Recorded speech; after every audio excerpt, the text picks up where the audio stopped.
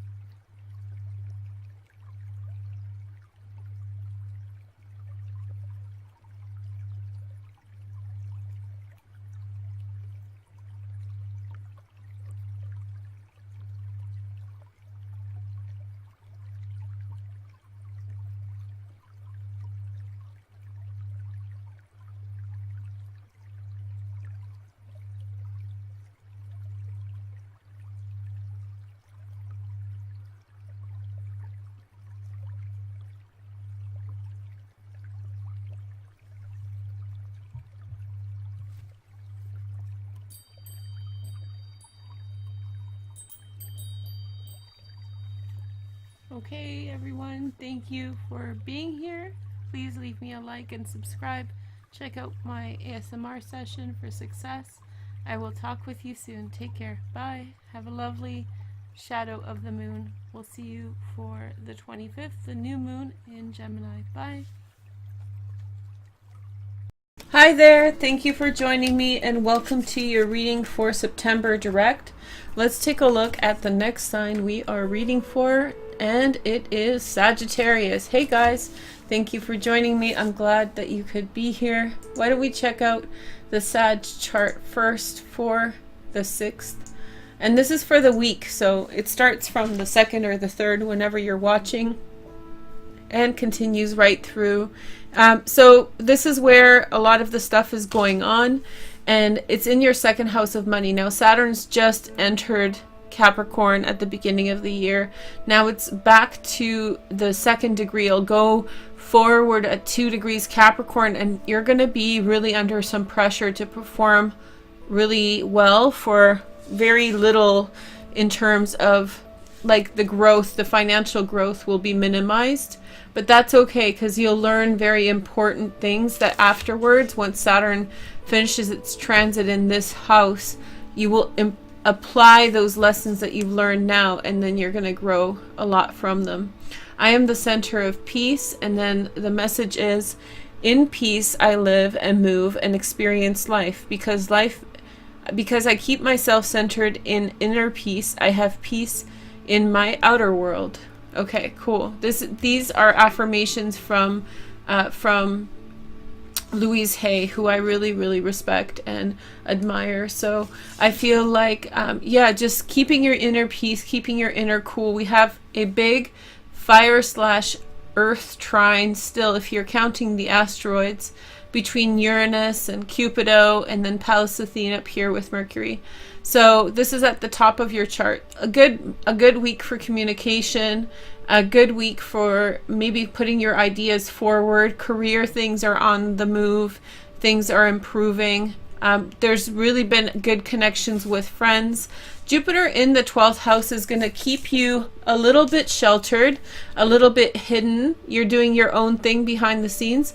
But when Jupiter moves out into your 1st house, that's when everything becomes really awesome. So I would be excited if I were you. I'm going to take 2 cards out first, and then I'm going to let you guys do a pick a card. The way this pick a card works is you can kind of think of, you know, different topics or different questions that you have in your mind that you want a quick answer to, and you can apply it to the 6 cards I lay down before you.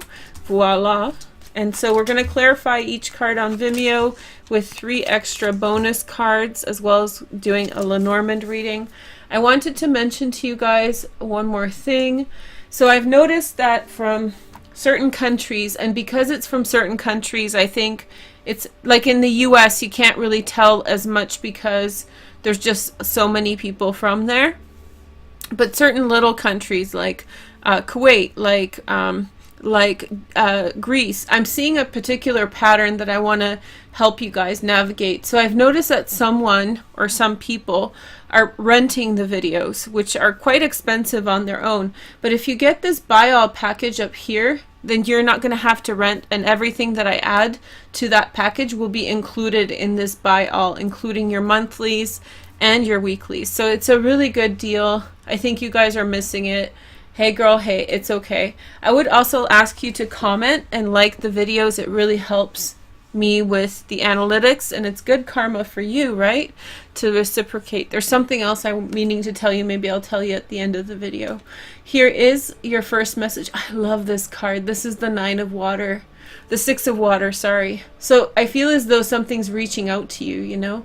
Maybe something from the past is coming back in, becoming a reality once again. So, or a desire, something that you've wanted for, or maybe you're reaching out for something that you truly want, right? So express your love.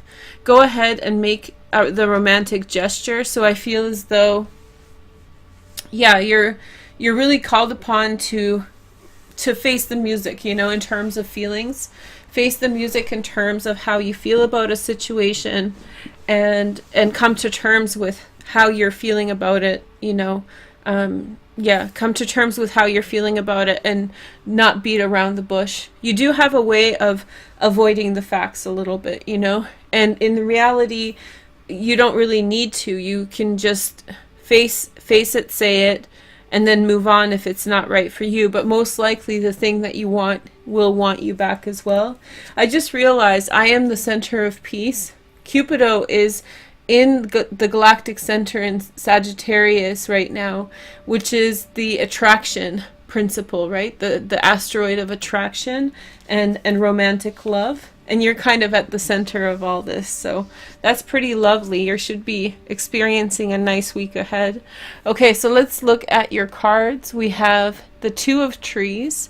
So this is careful progress has been made. You have been taking one step in front of the other. There's been a lot of flexibility towards the goals that you have been trying to achieve. Next, we have the Knight of Angels. This is the Watcher. The Knight of Angels. I thought it was something else. So the Knight of Angels, a Gemini, Aquarius, or Libra, Sun, Moon, or Rising. I feel as though there's been a person who you've been keeping an eye on, and they have this air sign transit, and I think that you like them, although it's hard for you to find common ground with them. Let's take a look at your next card. We have the Universe, Expansion. This relationship could be improving, especially if you do let them know how you feel. Let's see the next card, the Nine of Angels. This is the Guardian. So there's been something in your past that has been very hard to deal with, and I feel as though there have been people who have been called into your life to help and support you to get through these perilous and difficult times. You are receiving a lot of help and support from others who are guiding you towards a positive outcome. The next message is we have the Empress, the Mother. So I feel as though maybe the influence of a mother is very important for you right now. Also, there is a female presence that in some way is expanding your consciousness towards hope and towards trying again in life and being really open to the possibilities before you. The next message is the Two of Angels, which is finding some kind of rest with the circumstances that are before you. I feel as though you like this person, but I feel as though also they in some way are encroaching upon your private space. I feel like in some way you feel like not maybe intimidated, but in some way like somewhat uncomfortable for their presence. It's like they don't seem to know personal boundaries, and you want your space and you want them to respect your space, and in some way you like them, but there's this feeling of wanting to keep your distance as well. And I feel as though that has to do with your personal stuff that you're going through, the things that you are feeling bad about. And so in some way I think that yeah, in some way that you need to push forward. And as you kind of get in touch with the advice of an older woman or a mother figure, then you find peace with this situation. I don't think this is the person for you. I think that you're feeling quite uncomfortable in their presence. But you can find forgiveness. So maybe wonder why they're making you feel this way, why they're making you feel so uncomfortable. What is it in their personality that is in some way stifling towards you? You know, the ability to open yourself and express your love is also to express the fact that something is not meeting your needs, something is not up to par in terms of the things that you need to see happen in your life. And so I feel as though this is the time for you to really open up, trust, and move forward. So it's not about finding the contention, it's about accepting and then moving forward in a positive direction towards love. So what I'm going to do now is going to explain each of these 3 cards on Vimeo. I'll use clarifiers, and then I'm going to do a 3-card Lenormand pick also on Vimeo. So this is for everybody who got the September package. It's down below. I think there's something else, but I don't remember. I hope you guys have a wonderful week, and yeah, I'll talk to you soon. Take care, Sag. Bye. Hi Taurus, thank you for joining me and welcome to this reading for September. I'm super excited to be here with you guys and to do your reading for you guys today. As you guys know, my computer's busted, so there's going to be little hiccups here and there. We're going to get back to normal very soon, so you know, I have to do little things manually that I would not do manually otherwise. This is your spread from Vimeo. You guys can get it down below if you want. And what I started doing last month, which I really like, is doing the overview, but just like telling you the court cards and what they represent, because we don't talk about that on Vimeo, so we can talk about it on YouTube, and then I'm not repeating myself over and over again. Okay, so here we go. So at the center you got the Tower here, but I don't think it's so bad. I think you're coming into realization about someone or something. So it's like your eureka moment that helps you kind of figure things out, which is okay. Here are the cards. There's an Empress here, which is kind of sexually ambiguous, so we don't know her gender. It could actually be you. If you were a woman or a man, you could be presenting as the opposite gender a bit, so you could be expressing yourself in a more effeminate way, or you could be expressing yourself in a more masculine way. So yeah, so that's a part of it. There could be a little bit of a shakedown, breakdown with a Leo, but it could be for the better. I just came to realize that maybe someone who you thought wasn't so cool, you might have like that awareness that that person is much better. There's a man, the King of Swords, a Gemini, Aquarius, or Libra, and this person in some way kind of puts obstacles in your way. I don't think they're doing it for malicious reasons. I think they're doing it because they're just stuck in their ways, and you have to be kind of you get to enjoy a part of that, basically. However, the Queen of Pentacles does support you and will continue to support you, and I feel like that is becoming more and more present. I think she's going to need time in order to figure out what's going on and how to respond. I think if this is a gender issue, then basically I think that the King or the Knight of Swords is the same card, in some way has a hard time accepting certain things, understanding certain dynamics, whereas women have a predisposition to be more sensitive sometimes to especially gender issues, or like yeah, gender issues, right? So she in some way is seeing like your masculinity come through as more effeminate, or if you're a woman, you know, present a little bit more in a masculine way. And so therefore I think that I think they're a couple, and I think that she will be you know, kind of tolerant of that. This could be also aspects of yourself, within yourself, finding these things out, because there is a change and transformation you're going through. There's a lot of different ideas that you are contending with in your environment, who you are to other people. There's also a big push in your 9th house. I'll get to that in just a minute, but I did a dedicated video to that on YouTube for free. It's this September direct video, so you can go September direct 2018 Varouche Taurus and you'll find the video there, or just go hashtag Varouche Taurus. Not all those hashtags work. You may have to look in the playlist down below. But anyway, so I wish just the hashtags would work. It would be so much easier. But yeah. Anyway, so yeah, so I feel like in some way you're going through some massive changes, and to do with your thought process. That's big, you know. And you know, your world is opening up for you. The world is your oyster. This is good things. So let's get through the rest of the court cards and do your reading for September. So we have the Queen of Wands here in this position.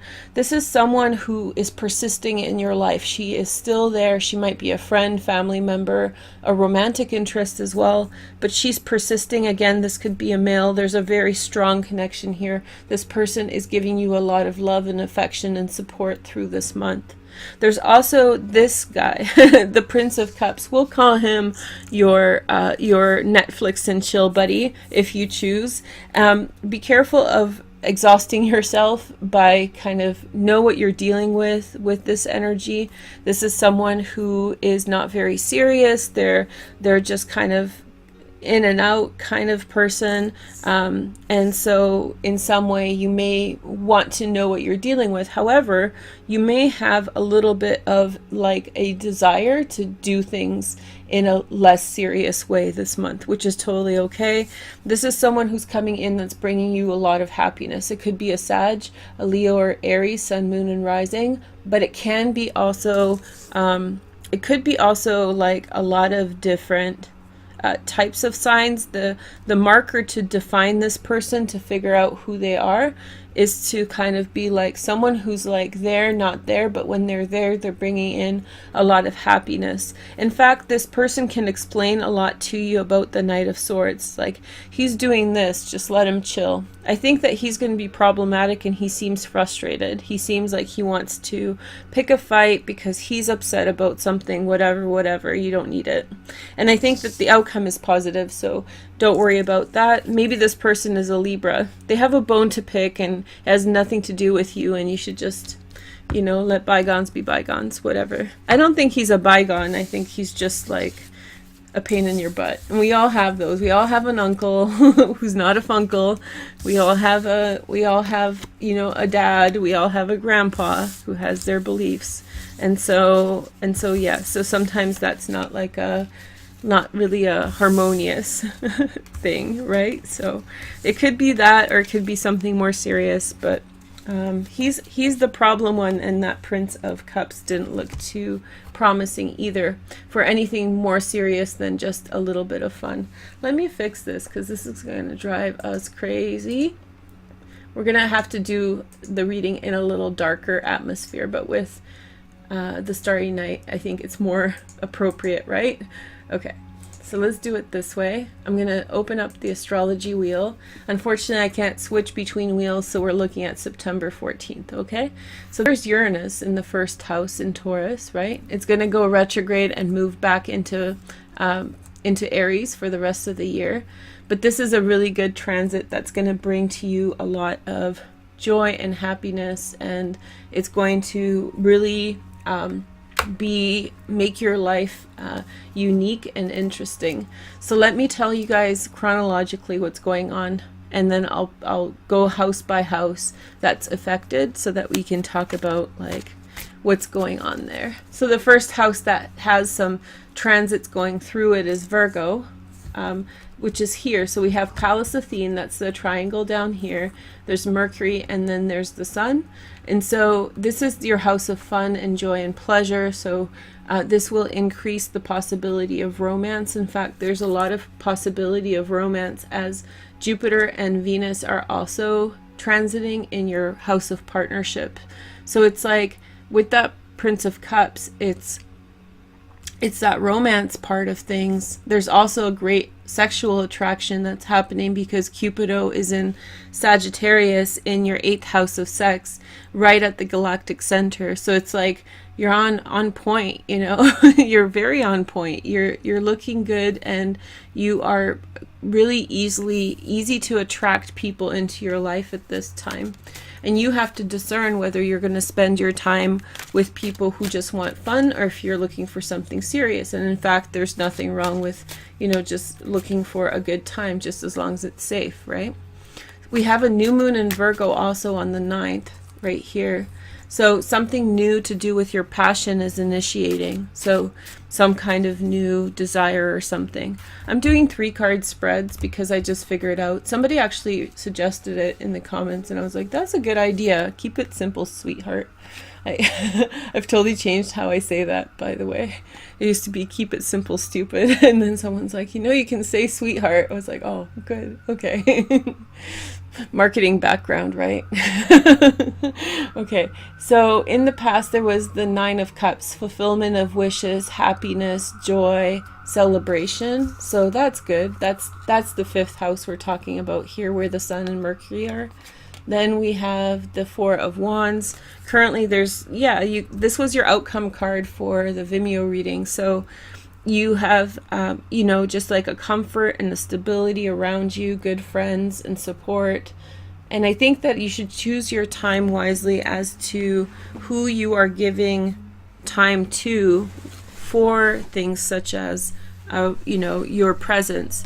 Because if someone is just there to just, you know, have fun and there's no consistency there, or there's nothing there that's significantly for you, you may be wasting a really good time for you astrologically on someone who's just out for a good time. Here is the third card. We have the Page of Cups. Oh, someone else, a relationship. So the Page of Cups I can't have autofocus on. That's why I chose these cards, because they're very visible.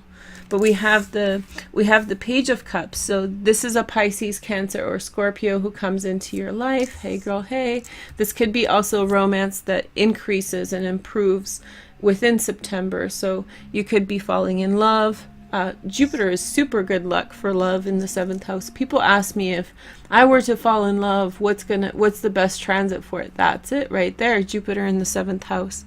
You have 2 months left, so don't rest on your laurels. Enjoy yourself. It just seems like with that Prince of Cups, the Page of Cups and the Prince of Cups in the other deck, that's the Knight of Cups, so there's slightly different energies. I think this has to do with a new love that is coming out, and it may not be with a water sign at all. This could just mean like, oh, just like the fish out of the cup, like, oh, new love, oh, hey girl, hey. You know, good stuff.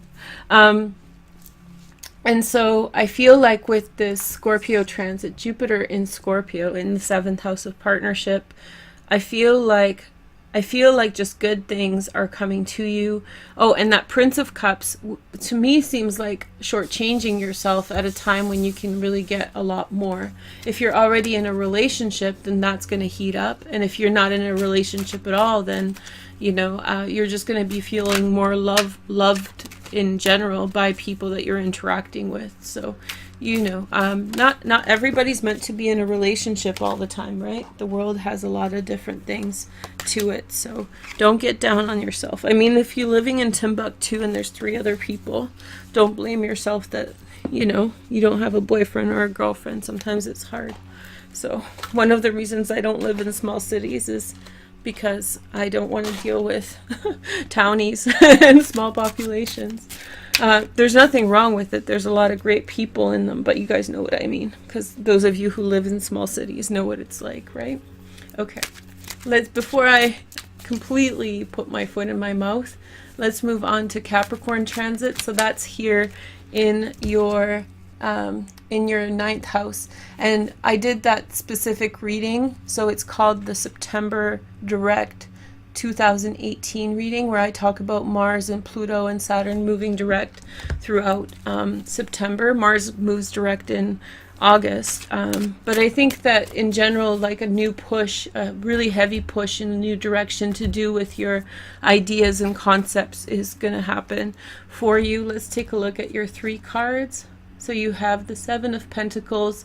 So this is investment. This feels to me super like Saturn, like you've invested a lot of time and effort in a particular direction, and now you are waiting for your crops to yield. And I think that throughout September, maybe some direction that you've been trying to materialize in your life is going to become accessible to you or possible for you. Maybe something to do with education. I mean, if you're studying, it's very hard to prioritize anything else but study, right? But there will be an outcome that is positive for you, something that you truly want. The next message is the 3 of Cups. So some degree of celebration here. This is the past, this is the present. So there's a little bit of enjoyment of the things you have. You're picking some of these grapes that are hanging around you. The oncoming energy is the Ace of Pentacles. So I think that there's some kind of new beginning that is coming for you, and I think that on top of what you have put into it, there will be something else that is being given to you. There's also something that is being given through to you, in the sense of there's something that is being offered to you, like here you go, here's admission to university. It's the 9th house. So something is gonna, it's like, you know, when you're trying to make something happen for yourself and you're like doing all these different things in different directions, and finally you have touchdown, and finally you can finally you have touchdown, and finally, excuse me, there's going to be something that is the consequence or the product of that. I think that you're kind of in some way getting the opportunity to do that. So finally you make that connection, and you're going to have some kind of breakthrough moment in September. So more on the separate video. Watch the separate video for that, because that's the biggest transit of the year. So low key, high key, you know. And then we have Venus in Scorpio. I think we talked about that, but let me just pick some cards for you. She's hiding here behind the violet, but we have Venus in Scorpio. You're attractive. You know, you're attracting people well.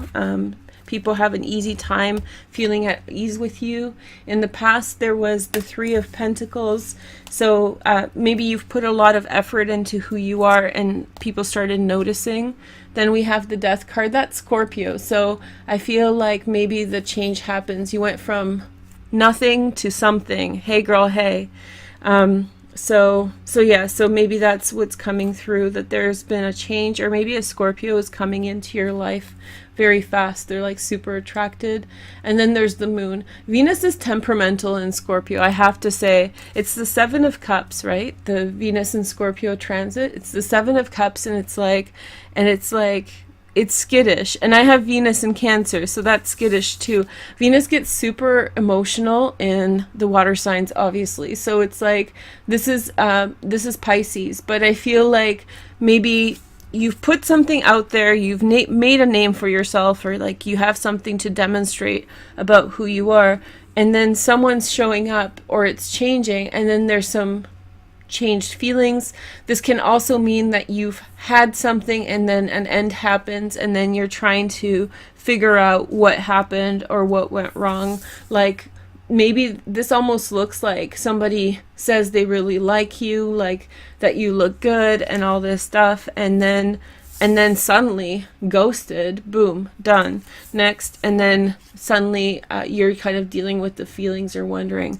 But I don't think it's in the shadow side for many of you. I think that this would be on like only some of you, depending on your other transits. Venus in the 7th house is going to make you get things the way you want. I think you're going to have an air of mystery around you that's going to be very attractive to others, right? Okay, cool. And then next we're going to move over to, oh, Mars is in Aquarius, right? Right. That's going to be fun. So we have Lilith, we have South Node and Mars all together in September. Fun! In your 10th house of career. Taurus, just be careful to not say more than what you need to say, and don't, you know, if somebody's being not right, don't try to put them straight, or don't do that. Just don't. This has a predisposition of feeling like ready for a fight, that kind of thing. Correct people for being wrong. It's not going to do you any justice, and it's not going to help the situation any at all. Okay, so let's see what's going up in your career. This can also be emancipation, to do with, you know, this could be emancipation from things that you are tied up in terms of career, like breaking the blocks, breaking through the glass ceiling, that kind of stuff. But with Lilith, you can get really obsessive, or a person can get obsessive. So it's a good idea to just chill and take a step back. So your 3 cards for that area. 9 of Swords. Sorry, I'm just going to put them here for those who don't believe me. 9 of Swords, in some way feeling kind of hurt about a situation. So the fact that there is history there that's associated with pain, when Mars moves into this, just don't like pop off, you know, because it's hurt that causes people to, you know, pop off a little. And then we have the 8 of Swords. So it hurts turn to, I don't know what to do. Maybe something happened at work that is uncomfortable, and you have to keep working, and you know, it's kind of humiliating, and you're not feeling well about it at all. And so whatever it is, I think that in the present moment there's like a lot of pent up energy in that area of your life, but you're sorting it out, you're figuring out, and you're trying to find a solution. And boom, the 2 of Cups. Could this be a work romance? If it is, take it really easy, but I'm not saying no, because you have the 2 of Cups. So I feel like maybe the outcome will be very positive for you and you'll figure it out despite Lilith. This transit is very rare. It's only once every 18 years that it's here. So it's important for you not to lose it. And it's, you see, 3 degrees, so it's going to move here in about 3 degrees. So it's really at the top of your chart. And so maybe the right thing, the emancipation, you know, the things that are binding you, keeping you from moving forward. Maybe you've been hurt and offended, you don't know what to say, and then there's going to be reconciliation here for you a little bit. Okay, so now we're going to take a look at, what are we taking a look at next? Libra. Libra, happy birthday, Libra stuff. Not you guys, but Libra stuff is here. So Libra stuff happens at the end of September on the 22nd and the 21st. The Sun and Mercury move into your 6th house. This is Ceres. The question mark with the cross is Ceres. So bountiful daily stuff. There's lots of things for you around you. I almost see for you like you're in a grape vineyard and you step out every day and there's grapes all around. It's like the fruit of your labor, you know, celebrating the fruit of your labor and the outcomes of years of toil. It's very kind of, it's nice, it's romantic, right? So this will have a lot of opportunities for you, especially from September to October. Daily chores, daily tasks, whatever you do on a daily basis is really paying off. Here are your 3 cards for that. We have the 6 of Rods. Maybe you've had to really fight for, you know, really fight for your time to work out, really fight for your time to eat right. Maybe you've had a lot of back and forth opposition about the choices that you're making about your lifestyle. Now you have something to show for it. Tauruses tend to have beautiful bodies, like released out and very kind of like present, right? So working out is a great thing for a Taurus. Next we have Temperance. So this is like you've won your victory and now you're coasting. You're really enjoying yourself. If it's not to do with the body, then it's something to do with something that you've worked at all the time, and now you're kind of like coasting. As I said, things are coming to you more easier. You don't have to fight for them so much. The next message is the Chariot. Hey girl, hey, I love this. This can lead into work for you. This is Sagittarius, this is Cancer. So I don't know if that sparks ideas for you, but I think that definitely there's a lot of opulence. Ceres is Demeter, so they're the same goddess, and they're associated with wheat and crops and yields, which is September in the northern hemisphere. So you have this kind of yield, the effort that you've put out there, and you're getting to harvest season, right? And the harvest comes through as like blending modalities. That's Temperance, and then Chariot, reaping the benefits and kind of a glow up in terms of what's going on around you. Okay, so last but not least, full moon in Aries. Hey girl, hey. So full moon in Aries happens on the 24th of September. Oh my gosh, and that happens in your 12th house. So it's going to be a little bit of a quiet full moon to do with deep psychological things. When I said quiet full moon, the immediate message that I got was like not so much Varouche. It could be actually really active for some Tauruses.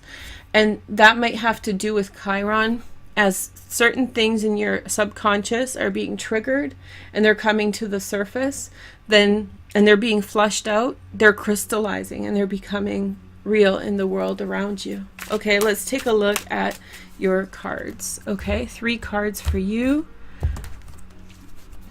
Let's see.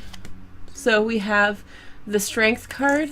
Okay, that's cool. That's Leo in the past. A Leo may have started all of this, or it may have started during Leo period. Did I say July during this? That might be like a precursor to when this all started.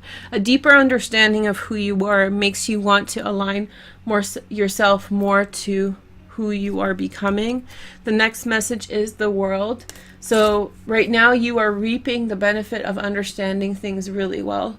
Uranus is going to switch into Aries and then Chiron back into Pisces. So we're going to have a little bit of a throwback, like a 6 months ago throwback to 2017. So it seems like you've done everything well, and now there's going to be a celebration for your efforts.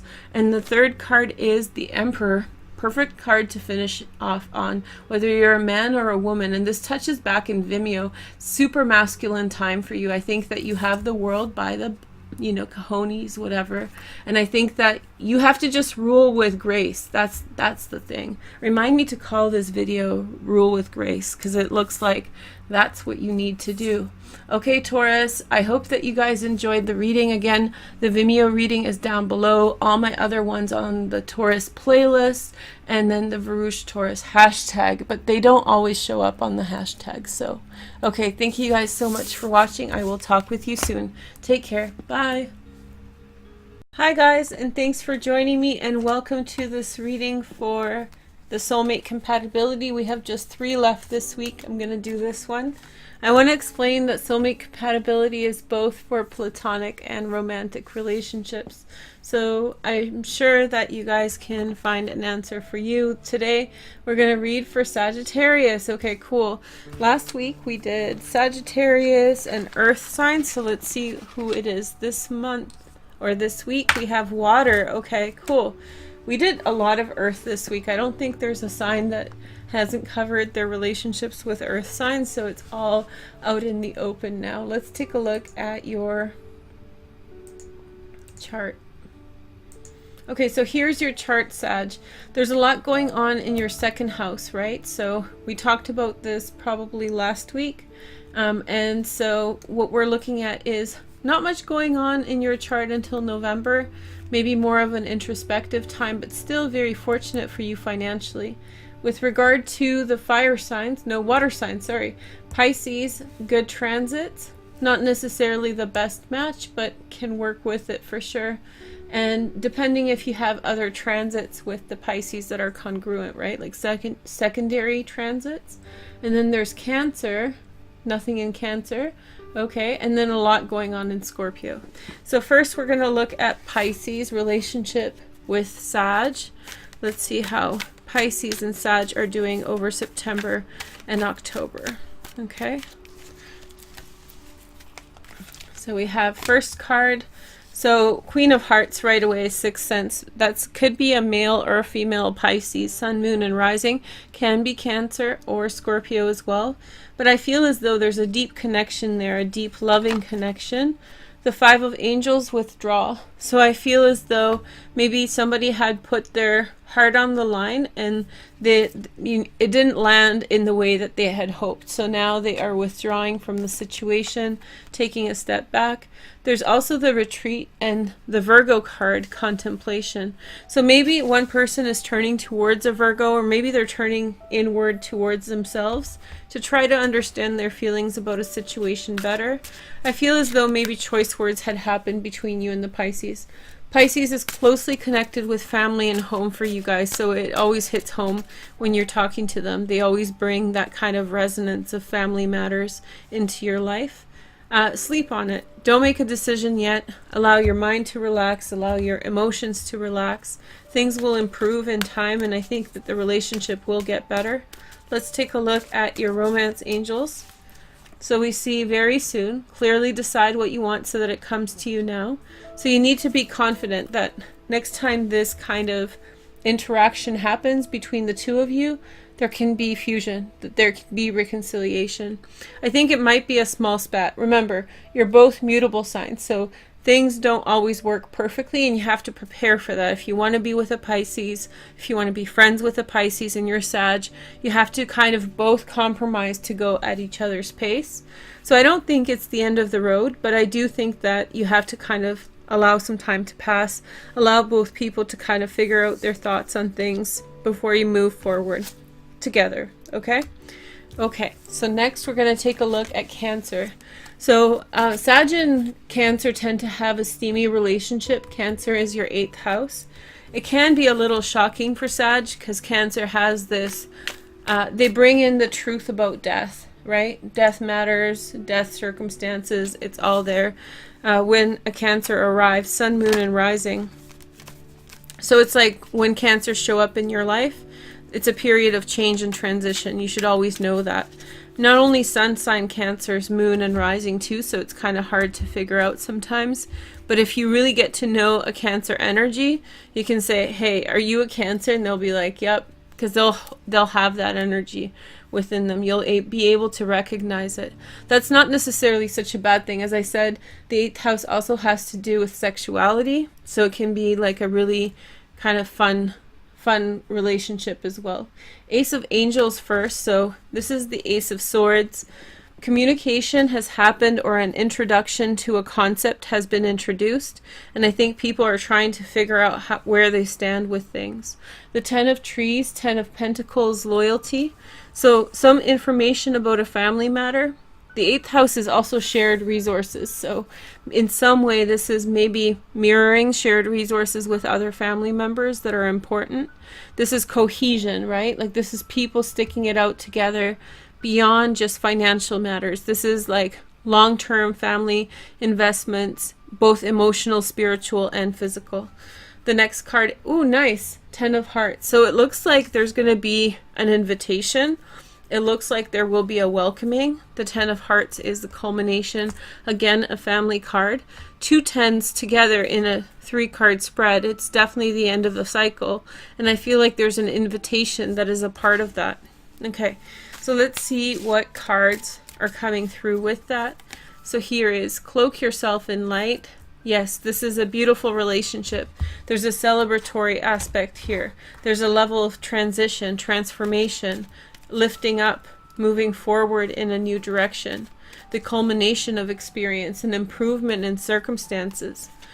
Let go of control issues. Allow the situation to unfold naturally.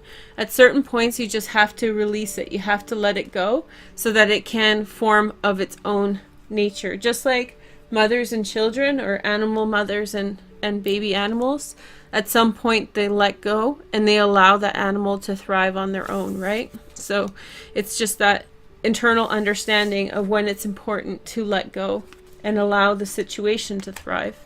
Nice. Very, very nice message. Okay, next we're going to take a look at Scorpio. So Scorpio and Sag, you know, you guys do well where you're the light to their darkness. They do have Venus and Jupiter, so they're really high up on their game, you know. They're really feeling like a certain type of way. Their ego is probably bigger than usual. And they have a lot of things going on in the social sphere.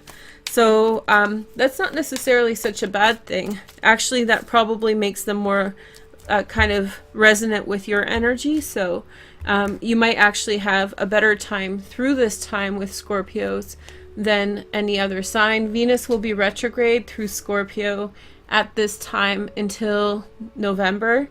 So between Scorpio and Libra.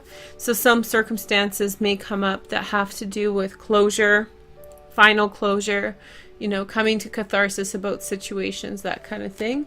So here is your first card. Again, the Queen of Hearts, a Pisces, Cancer, or Scorpio. And so a feeling about a situation. The Five of Angels, again, maybe some type of broken trust, broken understanding. And then the Ace of Angels and Wisdom. So I feel as though there is a difficult conversation you're having with a Scorpio. But out of that comes a message, and that message is going to be vital to your well-being in this situation. It's almost like somebody's observing your behavior, or you're observing theirs, and a conversation happens, and it gives a lot of insight into what's been going on. So you have that aha moment, like, oh, wow, this is it. This is a situation I need to pay attention to. Let's take a look at the Oracle cards to clarify further. Get grounded. So you don't want to get, that's the thing. Scorpios go deep into their emotions, whereas you go high into your spirit. And so neither of those energies are very grounded. Both of them can kind of spin out of the control and take on their own form and identity. And so in some way you want to ground out both energies and get really practical to try to understand what the nuts and bolts of the contention is, so you really understand where the other person is coming from. because Jupiter is in Scorpio right now, I'm guessing this relationship has something to do with you learning a lesson that will carry you through while Jupiter is in your sign. So pay attention. Don't write them off. Listen to what they have to say. Here is the message of trust. Trust the situation. The situation is calling for you to have faith. I think it's important for you to listen through the situation. I feel like in some way the situation you will feel in some way that this situation is not beneath you, but you'll think it's crazy. You'll think it's completely asinine, out of turn. And I feel like in some way you are going to now push forward, and you will have a choice whether or not you will accept what they are bringing forward. And I think you listening is good for you. It's good for your soul. It's good for you to understand. At the end of the day, you will understand why that conversation happened the way that it did. And I think you'll have more faith and trust in this situation and an understanding for what's going on in this relationship. Okay? I hope that's helpful. I hope it clarifies for you what's going on for you in your relationships with the water signs. Next week, we're going to do the other signs. I think, what was it? Earth and...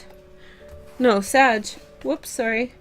So fire and air is still up for grabs for the next 2 months. So we'll talk about that soon. Thank you guys so much for watching. I will talk with you soon. Take care. Bye.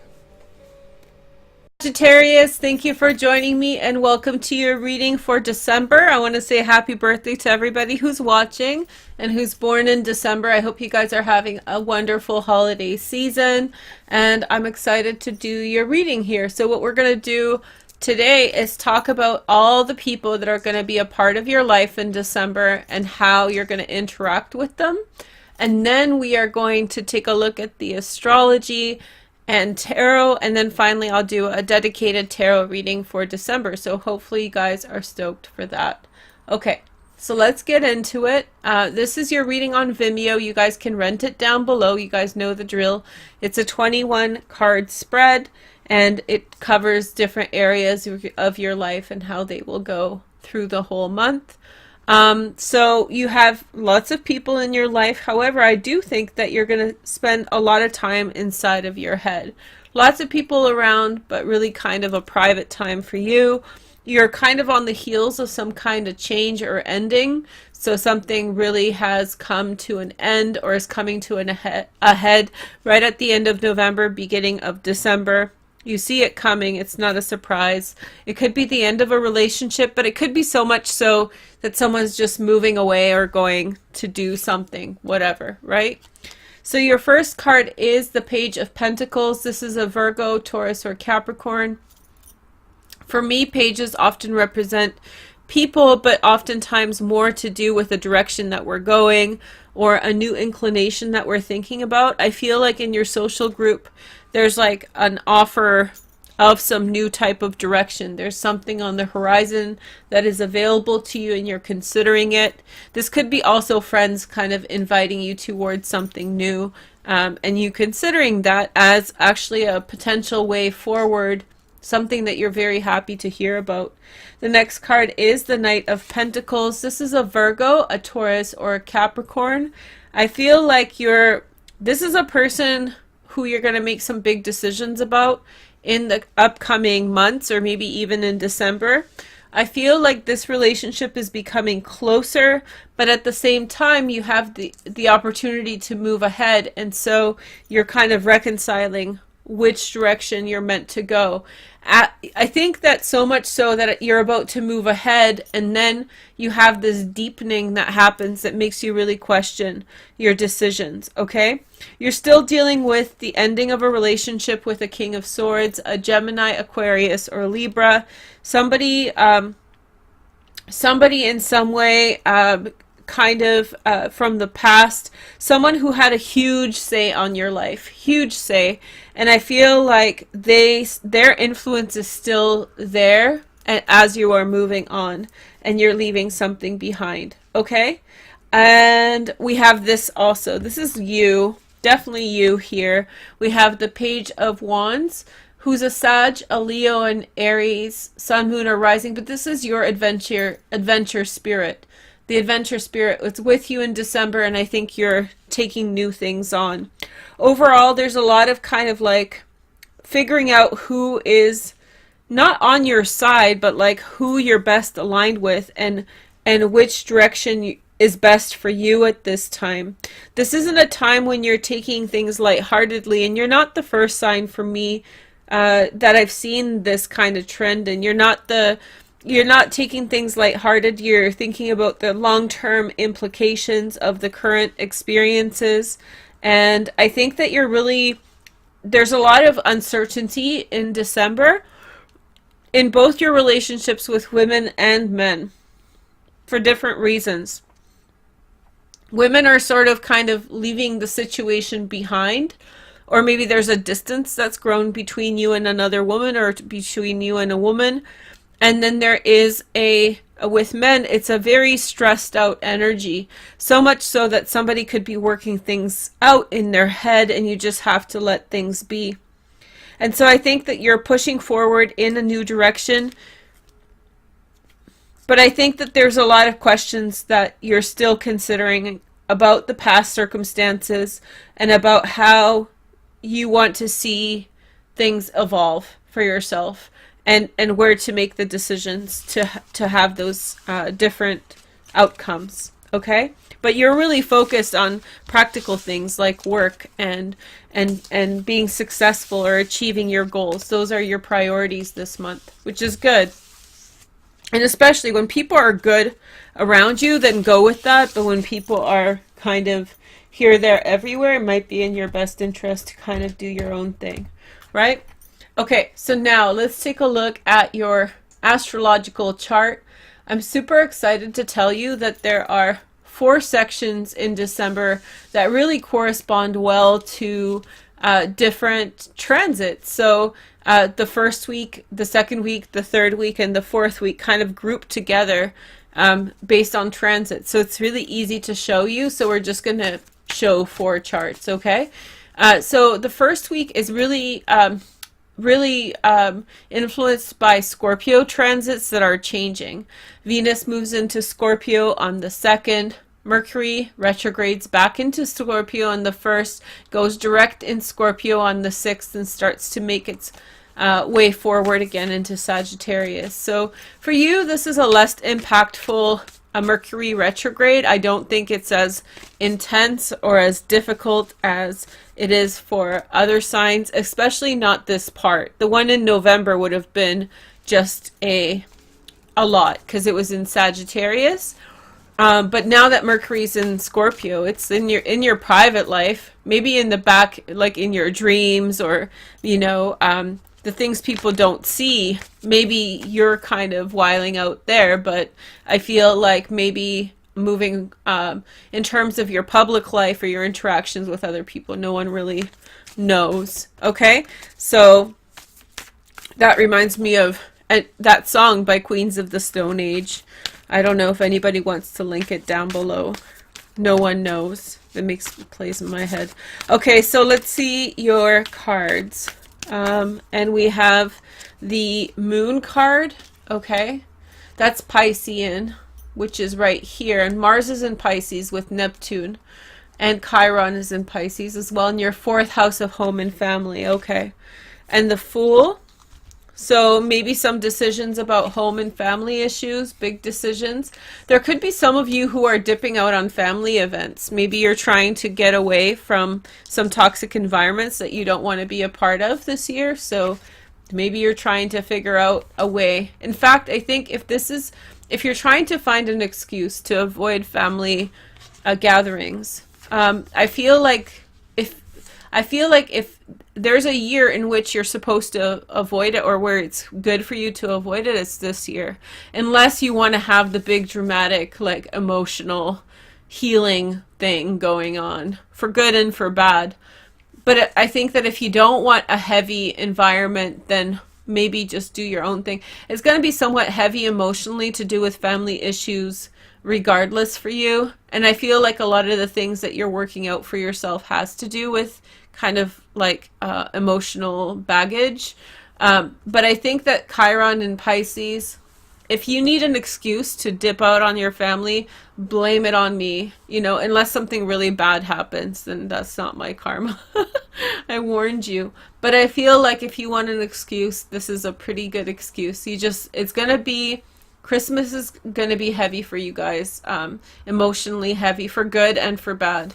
Here is the next message. We have the Nine of Swords. Yeah. I feel as though decisions have been made in the past, and there's like a lot of personal time thinking about things. And look at all this. It's like confronting all of that is going to feel very confounding, you know, the thoughts that you're having. Maybe it's an anniversary of some event that happened in your life. And of course, during the holidays, we often think about like people who have passed, and that becomes really relevant. I think this is the kind of energy of grieving, and I'm so sorry for your loss if you're going through that. But I don't think it's any more than that. I think that this is you touching base with your feelings and knowing what you need to do about them, or have an idea of what you want to do about them. Unless you're dealing with a Pisces. If you're dealing with a Pisces, there could be, I would be very cautious with dealing with the Pisces. And especially when you think that you have everything locked down emotionally, you may not. You may not. The relationship may teach you lessons if you are taking it haphazardly, or don't dive into that confrontation at this time. I think it's going to hit you pretty hard if you start unpacking those things, especially if you're married to a Pisces sun, moon, rising person, especially sun and moon, Venus or Mars. If you're dealing with a Piscean person at this time, it's like err on the side of having fun and not taking things so seriously. Or simply, I mean, I'm not saying avoid people who need help. In that case, you have to be there.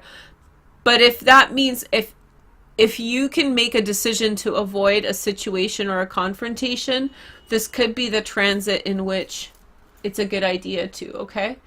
Okay, so next date.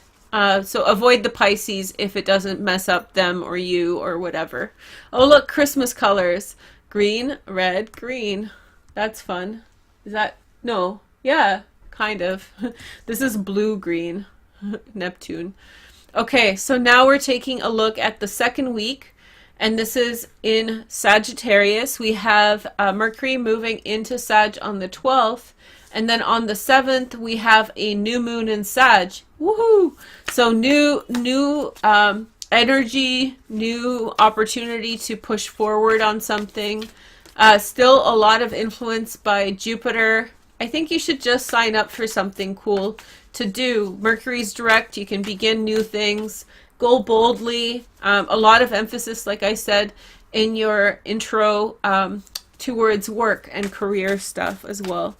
Okay, so let's take a look at your cards. We have the Five of Swords again, the Eight of Rods. So maybe there's some difficulties. I feel like it's other people's stuff. I feel like it's other people's stuff, and you are going forward. And then we have the Seven of Swords and the Queen of Swords, a Gemini, Aquarius, or Libra. So what's going on with this new moon? I feel like you realize that some things you just don't have control over. Some circumstances you don't have control over. You can say nice things to them or about them, but it's at some point you're going to have to, you know, kind of cut that off. You're going to have to cut off something. I feel like you feel helpless in a situation. This could very well be somebody else's struggle in your family. So you feel helpless in the situation, and you just have to accept that that's the way that things are for them. Okay? So let's take a look at your next set of transits. We have the Sun in Capricorn and the full moon in Cancer. Okay, so Sun moving into Capricorn here. Let me show you the chart. On the 21st of December, right here, very busy time for you in terms of work, making money, opportunities, and the full moon happens in Cancer, which is your 8th house. So most likely the opportunities to change also become very kind of prevalent and clear and in front of you, where you're in some way deliberating about them. Let's take a look at your cards. We have the Last Judgment. We have the Magician, the Strength card, sorry. And we have Temperance, which is your card, Sagittarius, and the Two of Swords. So a decision between you and a Leo about finding peace in a situation. Maybe taking someone back. Maybe you're dealing with a Leo, in which case you might be taking them back. There's a new moon eclipse that happens right here, right on the edge at 0 degrees Leo on January 20th. Yeah, full moon lunar eclipse. So you might take someone back in December only to let them go in January permanently, but you have to go through that learning process, or maybe to let all the stuff between you and them go and then begin your relationship anew. There could be sexual chemistry here also. So if there's some kind of really deep connection, this is a very sensual Two of Swords. I really love this card. So whenever it comes up, it's more than just a Two of Swords. This is the passionate Two of Swords of sensuality between you and someone else. Very likely a Leo. There could be a decision to welcome someone back in a physical way. Okay? And that will be for the full moon in Cancer on the 22nd of December. Okay? At 0 degrees Cancer. So again, it's going to be right here. Right on the cusp of the 7th house. So reconciling your relationship issues through physical activity. And then we have the last transit that we want to talk about this time, and that is the Mars in Aries on the 31st, right here. Mars in Aries on the 31st. Happy New Year, guys. And this is for you, your 5th house. So this is the fun house. So far, I've seen... you're the 11th sign I'm reading for, and I would say that you're going to have it looks like the happiest transit for the new year. I feel like make your plans, make some good plans for the new year. I think it's going to be good. Venus is going to pop into your 1st house in January, early January, so you can get ready for that. That's going to feel good as well. Okay, so let's take a look at your cards. We have the 5 of Pentacles. We also have the Ace of Rods, the Queen of Pentacles, a Virgo, Taurus, or Capricorn, and the 10 of Cups. Look at this. So inspiration about a new direction moving forward. I feel like you find happiness. It's almost like I said this in maybe Vimeo or maybe here, that you kind of look out towards something and you don't like what you see, so you go right back to something that's good. And there's this energy, an earth energy, a Virgo, Taurus, or Capricorn, sun, moon, or rising. And I think Mars in Aries is cool, very to the point. This is the direction you go. Boom, boom, wham, bam, thank you, ma'am. Okay? Happiness. You're going to find your way back home. They're going to find their way back home. It's gonna work out, and I think it's not going to be as intimidating as maybe parts of the month seem like it will be. I feel like maybe parts of the month are going to seem like things are done, that they're changing and it's over, but I think that overall somebody's going to come back around, or there's going to be like a restitution. Okay, so let's take a look at your tarot card reading. This is the Klimt Tarot, which I really like. So let's see what this reading says for you guys about your December. So your first card is the Four of Swords. Finding rest and peace in a situation. A lot of people are getting this. It makes sense for this time of the year. Then you have the Hermit card. I think a Virgo is going to be quite important for you in this whole month. Also some time alone to consider the direction that you're going. Slowing down things when you are trying to consider them. The Four of Cups. There's some kind of offer that is being given from a Virgo or given to you at a time when you're kind of doing your own thing. There's going to be some kind of offer, a friendship offer, or like, hey, let's do this, or You know, someone's going to present some kind of idea for you to be a part of. Below the surface is the Six of Rods. I feel as though there's going to be a lot of people that are in some way encouraging you to go along with, you know, their circumstances, or maybe they're trying to offer you some solutions to the way that things are going on. And I feel like they're meant to give you like a sense of happiness and fulfillment about the directions that you're going through or on. The next message is the World card. And so I feel as though maybe a trip from someone far away, somebody's coming to visit you, and that will bring in a considerable amount of happiness and joy. This may be an unexpected visit, something that you weren't necessarily waiting for, but something that you're okay with. It's going to also change your plans a little bit, so get ready for that. Remember, the air of the month is waiting or resting. You're really needing a rest at this time, or feeling the need to kind of relax. And I think that you just need to decompress your mind, you know, a short walk outside, some rest, that kind of stuff. At the center you have the Hierophant, which is the card of Taurus. This is also community. So maybe you're hanging out with a Taurus. Not much going on in Taurus at this time, but I feel like maybe you're hanging out with a Taurus, and maybe this has to do with like a school, maybe a break from school. Maybe some of you have just really had the most, you know, kind of vibrant and challenging semester. And so now this looks to me like a very tired person. Whether you have kids or whether you're in school yourself, I feel like these holidays are probably some of the most, how do you say, you've been waiting for them the longest. You've been in some way kind of like they're the most deserved or the most anticipated.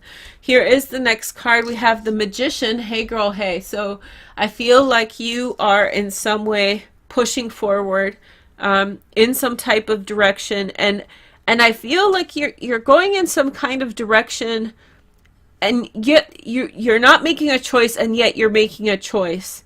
And I feel like you're deliberating, and it's hard for you to decide because you feel sympathy to all people along in the circumstances, but yet you know that you are essentially choosing something that's right for you. You just need to be okay with it. I think that you're making peace with it, and you're choosing what's right for you. That's essentially what it is. The next message is the High Priestess. Here there could be a travel from somebody who, this could be a grandmother who could be traveling towards you, or a mother, and this is a person who knows a lot. It's when you're around them, you're listening to a lot. There's a lot of them talking and you just listening. This person is traveling or setting some precedents, establishing certain things to abide by. The next message is the Two of Wands, and what this represents is you're hoping for clarity of vision. You're really hoping.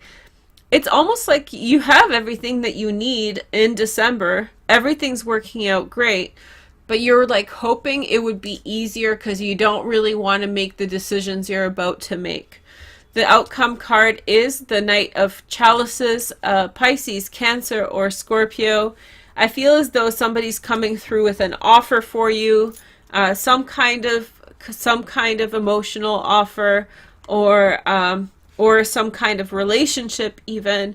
And I feel like this person is drawn to your new sense of power, like you feel quite powerful, or maybe you exude power at this time.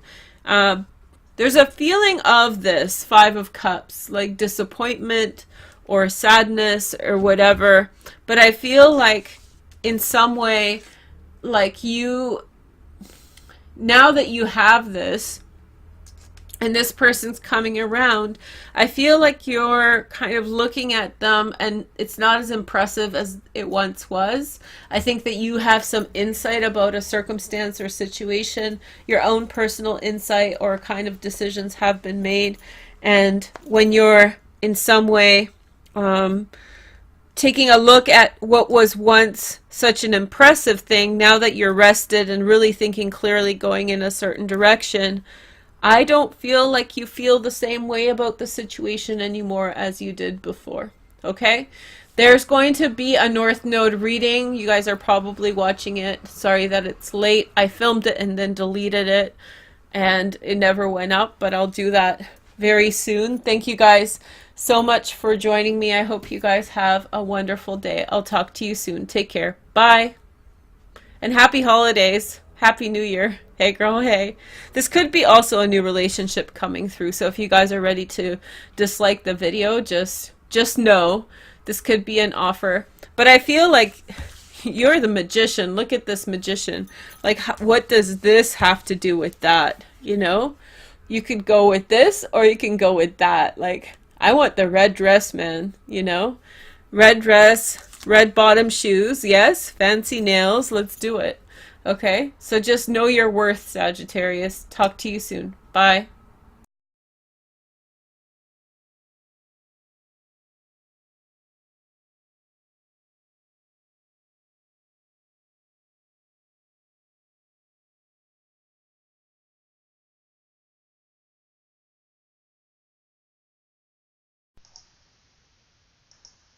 Hi Sag, thank you for joining me and welcome to this reading for love for 2018. I'm using the Angle Tarot, the Angel Tarot. If you guys are interested, I love this deck. It's a higher arcana deck and it's out of print. And we're going to do your love reading today. That's for soulmates, twin flames, all that good stuff, true love, all that. If you're single, then this also represents you. The second part of the heart, this is the heart-shaped spread I did for you guys last year. I created for you guys last year.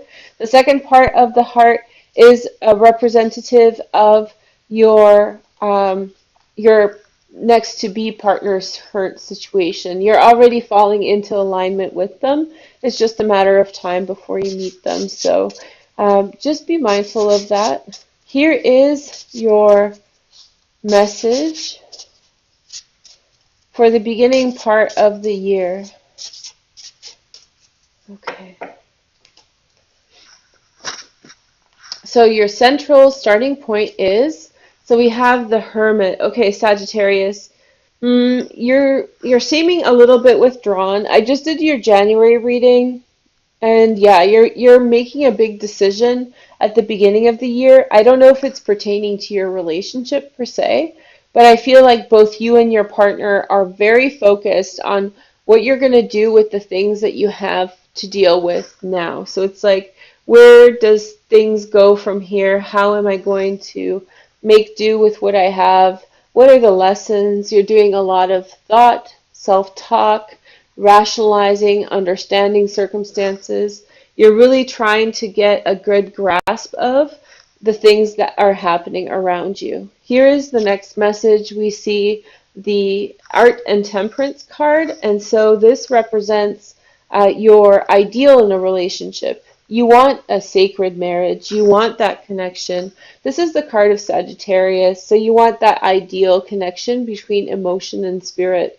So for you, partnership at this time is non-temporal, which means that you are not looking for like a financial outcome. You're not looking for a dividend, some type of technical reward for what you are doing. You're actually looking for something a little bit deeper, a little bit more sensuous. Here is the next message. This is the World card. You're hoping to broaden your horizons. Sagittarius loves an adventure like no other, so you're probably one of the most, no, the most adventurous. Aquarius is extremely adventurous, but they are in a certain way haphazard about it. They don't really intend to find themselves on adventures, whereas you actually initiate that adventure. So you have this kind of balancing out energy, opening yourself up to the world and seeing prospects come into your life and that give you rewards and growth. So I think that you want your relationship to somehow mirror and improve upon your world to help it grow and help it progress. The second card that represents your partner's highest ideals is the Fool. So I feel like your partner really wants something else than that which is. Now, if you're together, that doesn't mean that they want to break up with you, but it does mean that they want to seek a new level to the relationship. The monotonous, repetitive monotony is growing stale, and I don't think that you or they necessarily want to in any way continue in this route. I feel as though they're really hell-bent on doing things a different way. They want to live a different type of life. They don't necessarily want to have the same old, okay? That's all they want. They just want fresh. And the other thing is that they want is the complete opposite, which is the Hanged Man, which so they're polarizing this year for sure. So it looks as though they, on the one hand, want this freshness, new approach to things, transformative principle, but yet they want some type of stability, the high lesson to be learned. They want to learn the lesson. They feel like it's the time in their life where they can put a lot on the line, where they can really put a lot on the line so that they get the most benefit. So that's where their head's at, and that's what they want for the relationship, like a relationship that is fresh and yet one that is profound, which is such high expectations. Like, honey, don't even stress about this. Like it's a lot. It's a tall order that they're asking for.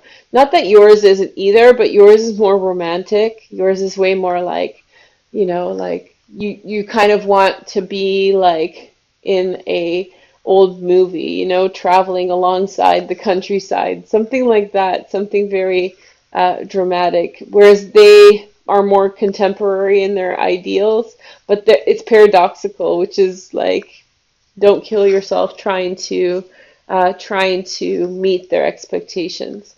Here is the next message. We see the High Priestess, and so we see this kind of inspiration. Now, this is the second point of your journey. So this is the practical knowledge. This is the spiritual knowledge through metaphysical learning, through higher thought and ideals. I think you're meant to, or you will, as the second point of this year, is really meditate on clarity of vision. I think that you're trying to see through and see if your romantic ideals are actually feasible in the world as it stands. So you're kind of challenging all these notions, pre-existing notions that are around you, and you're trying to incorporate them in a practical sense. The next message is for your partner. Ooh, they want the sun. See, you both are in such great spirits, I think, Sagittarius. I really do feel like you're in positive spirits. A lot is focusing for you in the money house, so I feel like you are really looking to get certain things in order because you don't want to sacrifice the positive benefits of transits in your second house like Pluto to take away from your wealth and growth. Your partner just wants happiness, love, possibly family or children. But the sun their attitude is great. They're very agreeable. The next two cards are spiritual advice cards. So let's see here. We have the Star. So you just need to go with the flow. You need to listen well, listen to the advice of any kind of inspirational thing that you are drawn to. Listen to that, follow it through, see it through to the future. And then we have the Emperor. So I think that the advice is for you to take command of your enterprises, your world enterprises in parentheses here, your world, your goals, your ideals, but then also trust in the universe as positively influencing you. You have a very non-temporal reading here, Sagittarius. I feel like it's like, go be an adventurer, go meld all these different things, go be free, everything's set right, but yet still make sure that you define your business interests. So really take care of that. Also, definitely be non-compromising. If you want a serious relationship, Be non-compromising about it, Sag. Here are 2 advice cards for your partner. Let's have a look and see. So we have the Chariot. So it's a level of overcoming in the situation, reconciling circumstances that may feel regrettable at times. They really need to find like which way they're going to put more energy. They can have both in their life. They can have a new beginning and they can have stasis, but they have to select when and how and where. And they have to find that balance and refine it. That's the Chariot. The next message is balance. So it's justice. So they need to put balance and order in their lives, and I think it's really important for them to focus that attention. Maybe there's some injustice that has led them to this paradoxical thinking. You know, on the one hand, they want a new beginning with you. On the second hand, they want to fulfill their obligations. That's pretty noble stuff. But from your point of view, I think that you need to keep on increasing the ante and putting pressure on the situation. Not too much pressure, but a little bit of pressure to make sure that they are on the same path with you, that they are trying towards something, that they won't leave you shortchanged in the long run. Your outcome card for the year is the Last Judgment. This is my favorite card. It represents transcendence, overcoming, bringing something back in. If your partner strays for some time or goes on some kind of journey away from you, like if they really need to, you know, go and try something else, go in a different direction, try something new, I do feel like they're going to come back around, and then it's going to be up to you to make that decision. Likewise, you're watching everything that they're going through, observing, and you're learning. And in fact, for you personally, you are this year negotiating your practical knowledge versus your spiritual insight. And it's like those 2 parts of yourself are having a conversation. This is the tangible, this is the higher thought, spiritual, right? So these are inspiring positions that are transcendent, that are going to get you to more positive places in your life. This is going to help you make final decisions that will lead you to transcendence, to growth, to opportunity.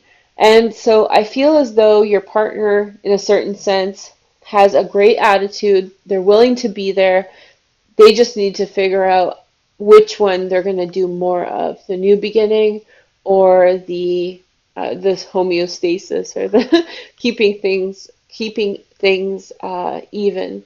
And so the next message is the Justice card, and so this is really about putting some balance to things and order. And I think that they need to find that personal catharsis of unfairness. So they need to find closure to the unfairness, accept that things are now fair, and move forward in a way that will make them happy as well. So it's like the beginning of the year has a man sitting there pondering his plight, his situation, and his circumstances. By the end, he's very active and he's actively pursuing that which he wants again. It's almost like a second chance, you know, a second chance. Maybe a second chance at the relationship now that you have both each grown so much through the year. Anyway, thank you guys so much for joining me. If you want another reading, go check out another reading in your playlist for Sagittarius 2018. The astrology mentioned in this reading, did I mention any? I don't think I did. But the astrology for 2018 is pink and white, and the tarot card readings are purple and green. So look for the 2018 in the playlist, and those are your readings, Sag. I hope you enjoyed this reading. I think I'll probably make it red, yes? Okay, thank you guys so much for watching. I will talk with you soon. Have a wonderful 2018. Also check out my videos, rent Vimeos. Check out my Vimeo in the About section as well. I hope you enjoy your time with your loved one. If you don't know them yet, then you just need to let them figure it out, or maybe you'll catch them in the sun. I feel like maybe you see them. I feel like most of you, even if you're not with them, you see them, like you're watching them, like you're kind of you know, you're at work and you're watching them across the office, and they're like, everything that they do is so endearing. So you have this kind of like, and I think that it's going to prompt you, like all these observations are going to prompt you to have more sincere actions moving forward, more confident actions. Thank you so much for watching. Take care. Bye-bye. Hi guys, thanks for joining me and welcome to your reading for Jupiter in Sag. We have just 3 signs left and we're going to read for this one next. First off, I'm going to pick 3 cards from the Syrian starseed and to get a feeling of the general energy, and then we will do astrology and a love reading using the Art of Love Tarot. This is for your sun, moon, and rising, and make sure to comment, like, and subscribe, okay? Okay, so let's see your cards. So we have the Master of Orbs, who's a Gemini, Aquarius, or Libra, sun, moon, or rising. This is a card of control. Then we have the Master of Chalices. Woo woo baby. It's the King of Cups, a Pisces, Cancer, or Scorpio. And then we have the 5 of Crystals, which is the 5 of Pentacles. I feel as though there is concern about the physical aspect of things in the situation that you're involved in. I think that there's some degree of worry about how things will turn out based on the financial aspect of things, more so than anything else. I feel like this could be 2 different people involved, an air sign and a water sign, and I feel like there is some concern about where things are going or the consequences of previous actions. Remember, Jupiter is a positive transit, so this is probably the predicament that you're finding yourself in at the beginning of this transit, and one that will be reconciled. So let's take a look at where that will go. Excuse me. So this is for Sagittarius. Hey Sag, how are you doing? This is your reading if you're a sun, moon, or rising Sag. So let me see if I can clarify this for you guys a little bit. Okay, so there's Sag. I'll do here's the chart for you. So of course this is a big one for you, Sag, because Jupiter is moving into your first house. Jupiter in the first house is an amazing transit, and you should be very excited to have it in your sign. You're also very lucky to have Jupiter as your ruler, because Jupiter rules the sign of Sagittarius. So this is extra lucky year for everybody, and as usual, you guys are the luckiest ones. Hey girl, hey. I feel as though there are concerns about how things will turn out at the beginning of the year, real concerns about where things are going and how they're developing, but I feel like there's this kind of desire in order for people to come together to bring about like a community response, a community action that will be beneficial to everyone. The next card is from the Syrian starseed. We have the Seeker of Orbs, a Gemini, Aquarius, or Libra, the 9 of Cups, which is Jupiter in Pisces, and the 10 of Cups, which is 10 of Cups is, I think, something in Pisces. It's a very happy card nonetheless. So it looks like there will be a positive outcome in a situation. This could also be involved another Gemini, Aquarius, or Libra, somebody who is beginning a new journey or destination. I feel as though there's fulfillment of wishes and a happy family at the outset of all circumstances.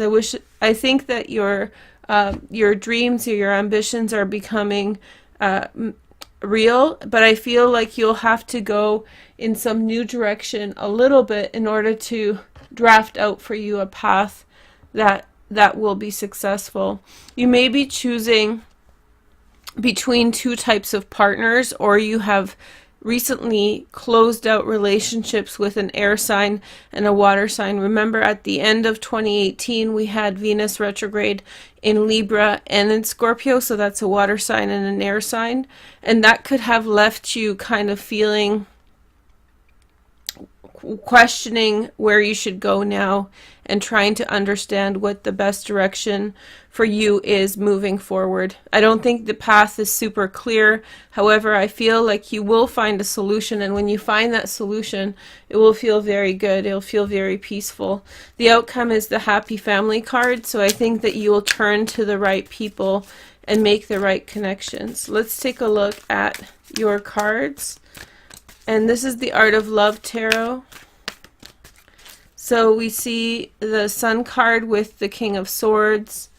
We see the Queen of Hearts with the King of Cups. This is a Pisces, Cancer, Scorpio as well. The Nine of Hearts, which is again the same card, Double Wish Day. Wow, and stay tuned. In just a minute we're going to do something special which will make this even more better. So these cards are supposed to represent the outlook for love for you in 2019. Two of Stars, Vision, and then the Three of Swords, and the outcome is the Magician. So I feel like Sagittarius, you are opening up your heart to a new direction, and I feel as though something's not going to materialize in the way that you had thought, and this could be a situation that you have vested some energy into or you had thought would work out, but unfortunately it looks like that situation is something that you're meant to put behind you. And on the heels of all this, I feel as though you'll be identifying a new direction that is appropriate for you and one that you'll feel very good about. I feel as though you've come to terms with a situation in the past concerning a Gemini, Aquarius, or Libra man or woman, and rather than coming into conflict with this individual, this time through you have actually found peace and an equitable resolution to the situations. You have kind of gone your own direction, even though it may have cost you some money for yourself, but I think that you feel more self-assured that this direction is going to be something that is healthy for you and that will be clear karmically in the future. You have seen some kind of truth in everything that you have been exploring. A lot of the transit of Jupiter in your 12th house was behind the scenes in your dreams and visions and all these things. And the truth that you have been exploring, there was this vision. There was something that you saw about circumstances that you have been involved in and situations that made you reconsider a circumstance that you were involved in, possibly in a relationship with this King of Cups. I feel as though there's someone in your family who has great ability to create things. There's someone in your family who has a huge influence on your life and the life of many people. So at the worst case scenario, you're always protected. I feel as though you had a very deep investment, emotional investment in the Queen of Cups, the Queen of Hearts. I feel like for whatever reason you no longer feel as though that is a situation that you can actually make happen or create around yourself. You will be taking a new direction in the world, so going abroad and exploring the world in new directions. And I feel like that will be a change of scene, will be a huge component of your next year. One thing I didn't show you guys on the chart, and let me show you now, is that the North Node is actually about to move into Cancer, which is your 8th house of change and transformation. Now I'm going to do a separate video for the South Node and the North Node transit next week, but I do feel like this transit will really facilitate this transition. Maybe you've dated these two types of people before. The King of Swords always represents to me a person who is in control, in the shadow side of things, very clear thinking, and the King of Cups or the Queen of Cups is someone who can get quite manipulative and dishonest. However, they understand circumstances in a visceral way, and so you can bring to them all these sorts of different thoughts and ideas and have them kind of explain those thoughts and ideas out to you, or have them understand your thoughts and ideas and find sympathy for it. But I feel as though even though that's the case, at the end of the day, you always find yourself alone, because all it is sympathy. These are not, just because they have skills and abilities to understand, it doesn't mean that they are the people with whom you're supposed to carry your burden. So you kind of learned a harsh lesson here, in that maybe you can, instead of finding people who understand, you need to find people who in some way are able to kind of cooperate with you, and maybe are on a similar path as well. So much more to do with the North Node, South Node transit. And this is where the acceptance of circumstances comes in, and the vision comes in which you understand that these past relationships were faulty because there was a lack of common ground within them, and now you have to go a different direction. And I feel like maybe one of the key components of this is the Queen of Hearts, a Pisces, Cancer, or Scorpio. Somebody who basically, in some way or another, had nudged you in the right direction of understanding and clarity. I feel as though there has been a lot of dreams and hopes that you have vested in these relationships and in these roads and in these directions. And I feel like ultimately you will take a decisive step. For me, the Magician is always Sagittarius, Virgo, or sometime Gemini. I know that the traditional way of reading it is Virgo or Gemini because it's Mercury. But to me, it always represents you guys as well. So the ability to manifest very quickly. And I feel like you, once you understand all of these things with Jupiter in your first house, this is over 13 months from November 2018 to December 2019. Once you understand all of these parts, I feel like you'll be able to, the instant you understand, the instant that light bulb goes off, you will be prepared to actually embark on a very truthful family relationship, and likewise another magician may show up on the scene in order to support you. So I feel like you're heading in the right direction. I think that letting go of people is the smallest part of the issue. The biggest part of the issue is to understand why you need to let them go and where you're going with things. And where you're going is fabulous. It's just I think it's a process of awareness that's coming in for you, because I think Sagittarians tend to be pretty flexible. So you can you typically have a hard time understanding why things won't go together, because you can make a lot of things work. But I feel like this is a part of your lesson of why certain things don't really go well together. Okay, so I have a surprise. If you guys have been with me for a while, you know I used to do these all the time. However, as you can see here, sometimes when I light them, the little two dots here, that's the embers from this, and it would ruin my tarot cards, so I never used these after a while. But since Jupiter is moving into Sag, I want to do a wish with you guys today. And feel free to come back to this video and make wishes for your sun, moon, and rising as well. And this is called a wish stick. It's a sparkler, and we light it, and collectively everybody makes a wish together. It's something that I used to do on my lady show, my daily show, and for birthdays. So I hope you guys have an amazing year, Sag. This is your year to shine. This is your year to expand. Jupiter in the first house means cast out your nets really widely. I really recommend you guys watch The Yes Man with Jim Carrey. So say yes to everything that is presented to you this year. You guys hold a very special place in my heart. Several of my very close friends are Sagittarians. A few of my best friends are Sagittarians. I just find you guys so positive and bright, and so I hope you have an amazing year, okay? So thank you so much for joining me, and make sure to check out the horoscope spread down below, as well as your other 2019 readings.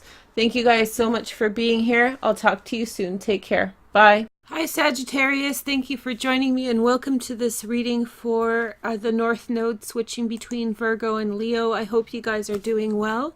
and I hope everything's working out for you. This is going to happen on April 28th, 2017 and last until November 2018. This is going to be happening for you in your ninth house. That's one of my favorite houses. It's the house of philosophy, long distance travel, worldliness in general, higher education. This is a wonderful time to go back into school also. The North Node will be transiting through Leo until November 2018, but it's going to have several different sections of aspects that are going to form around it. Let me just introduce the chart for you a little bit.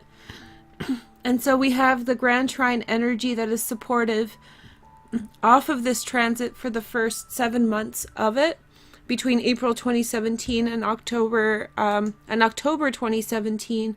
You're going to see the supportive energy through your first house, all the personal changes that you've made within your personality, and then also transformations and unpacking of romantic relationships, as well as desires and relationships with children, creating new opportunities for you to push forward in the world. So this transit, the supportive Grand Trine transit, is with you between April 2017 and October 2017. So here are some cards to start off with. We have the King of Fire. So this is your card, Sagittarius. This could also mean that there is going to be select people who come in who inspire you. This is a particularly fiery time in general. There's a lot of aspects in fire in all the three signs. Leo, Sag, and Aries are affected. So this could be a fire person coming into your life, or maybe you taking on that quality of being very excited and on top of your game, and also interacting with the world in an abundant way.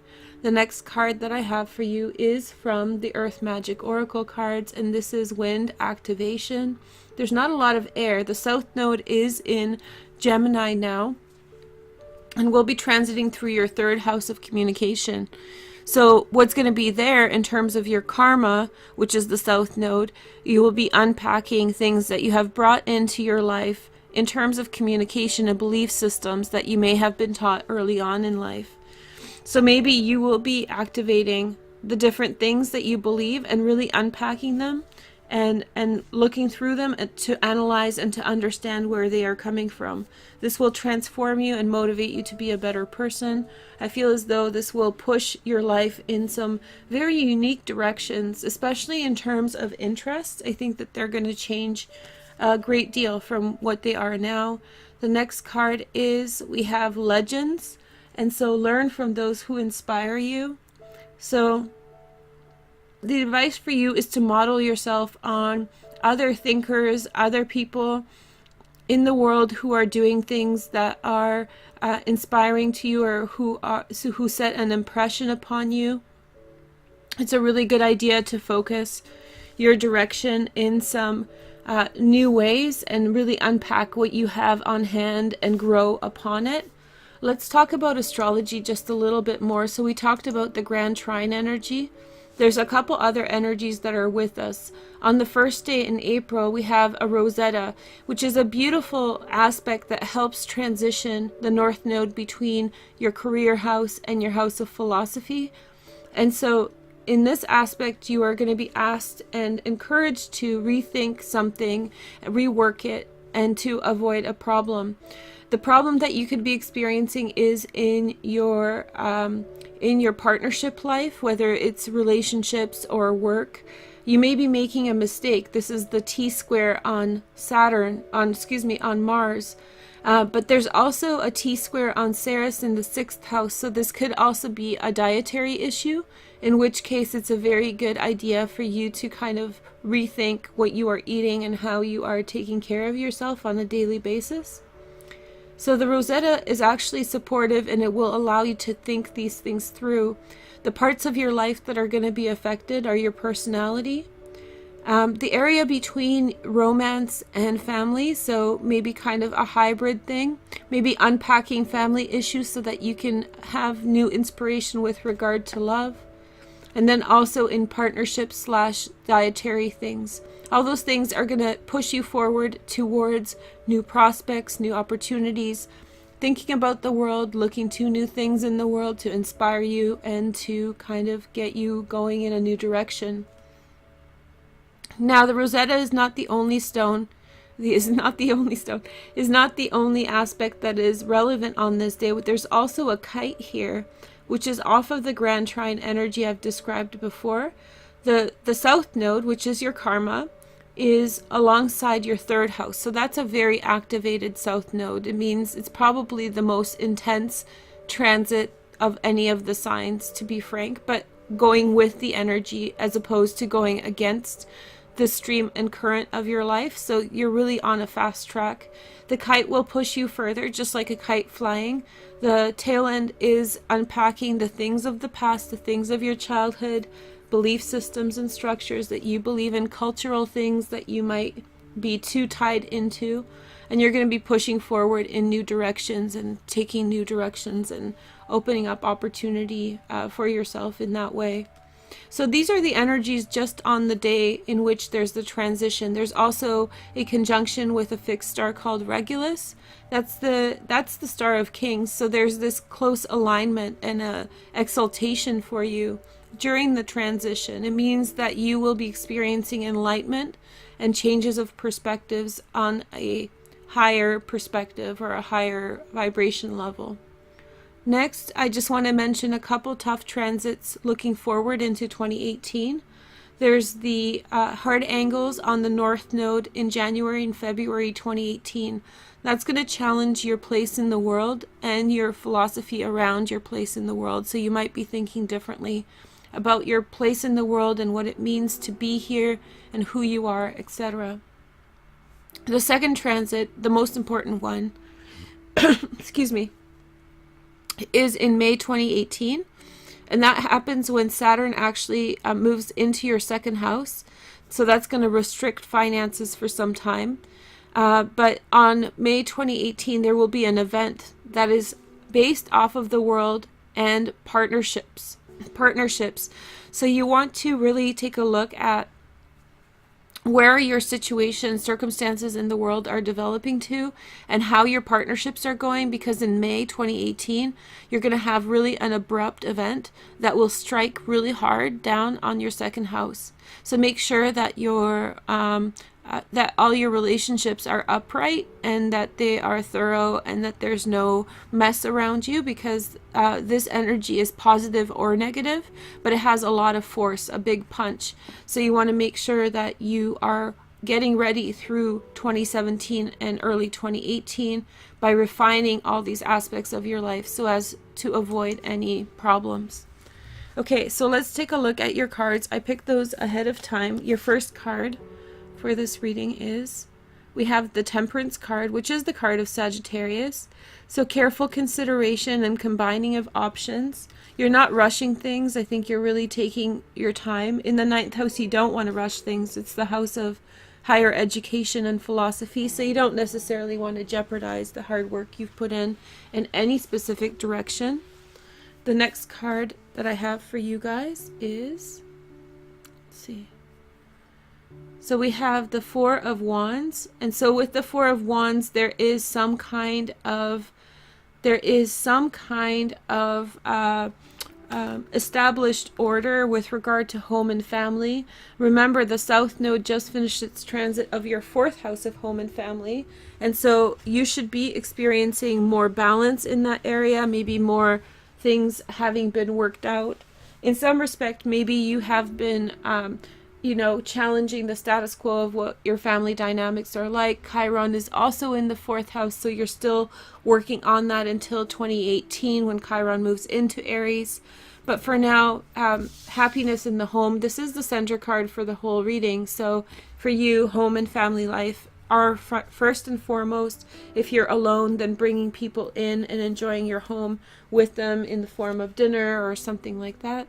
The next message is, we have the Hierophant. The Hierophant is ruled by the sign of Taurus. This is also the card of community. So even though you don't actually have a lot of transits in your 11th and 10th house anymore, you're still really focused on your relationships with other people, finding a good foundation, finding understanding, learning from people who inspire you, activating some good directions. So it's more on an interpersonal level. And desire. Desire is ruled by the 5th house, and I don't mean sexual desire. I mean like the things that you wish to do, the things that you wish to achieve, the things that get your heart rate pumping, the things that you like. Here is the next message. We have the Page of Swords. So with the Page of Swords, there is some new information coming, or a new way of thinking about circumstances or situations. The Page of Swords is very flighty because every single piece of information looks like that monster. So in the card. So maybe, you know, there's a tentativeness, a worrisomeness with regard to the things that are coming. It's understandable if your South Node, your karma, is in the 3rd house of your primary education. You feel like, what did I learn? What haven't I dealt with? What do I have to still deal with and unpack, you know? So there's this kind of like, what do I not know about myself? What will I have to answer for? So it's kind of like a bit of a paranoia about what's actually hiding below the surface of your personality and experiences. Maybe that's what it is.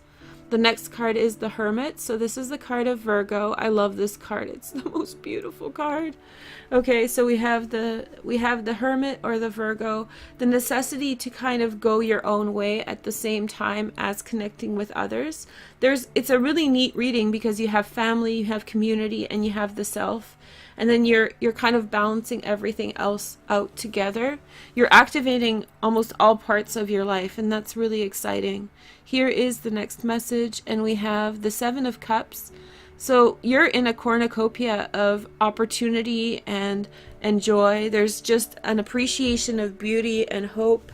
You think that things are working out for you in a way that are sensible for you, that are you know, in line with your hopes and dreams. Things are stirring your heart and giving you hope in many directions. Here is the next message for you. And we have the Hyacinth, which is wish luck, purity, destiny, jealousy, and mourning. So I think that you will be letting go of some things, but I think more so than anything, your time over the next year and a half is really a pure time of interacting with other people. You've done a lot of work on your personality, and now you're transcending those lessons and implementing them in your everyday life. So we have also the message from Cancer. Let's see what's going on in Cancer. Not much going in Cancer except the inner planet transits. But maybe Cancer people are very empathetic, they're sympathetic, and able to produce for you a lot of help and support. We have Taurus coming through a second time. So the sign of Taurus is going to be very important for you in terms of laying down foundations and finding balance.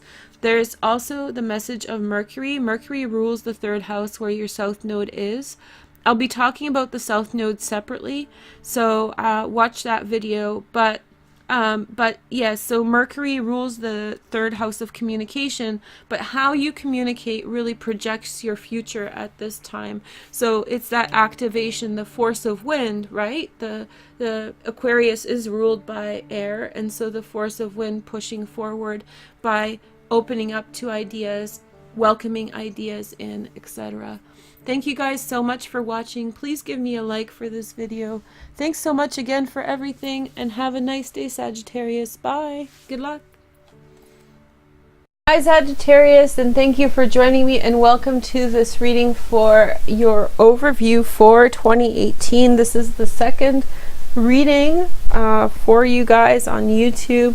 The first one was for January through June, and this reading is for July. Well, actually, the first reading was for the whole year, and this is more specifically for the second part of the year. I'm excited to be doing this reading for you guys. I did an astrology reading for the second half of the year, and that's available in the About section if you want to check that out. I'll explain the astrological transit. Some of them I will talk about as I read the tarot, but I'm not doing a specific overview in terms of astrology here. So if you have any questions, go down there.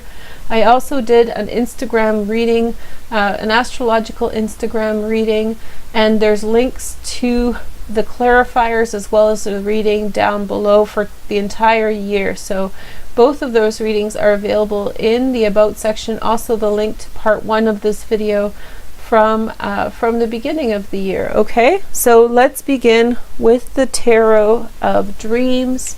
So I'm using only the higher arcana for this reading, and I'll lay out all the cards and then we'll clarify with the Cosmic Tarot. Okay, so I hope you guys are having a nice year. This is a reading for Sagittarius for 2018.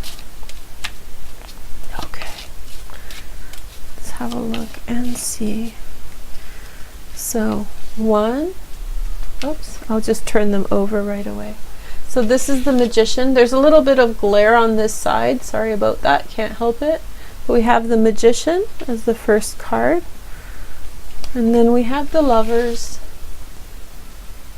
Okay, I'm going to just lay them down. Then we have the Devil. Okay. And I'm going to use the entire deck, so you'll see the Tower and the Death card come through too. The Emperor, okay. The Hanged Man, okay. For Sagittarius, Sun, Moon, and Rising, this is the Hierophant. This is called the Death card, the Faith card, sorry, in this deck.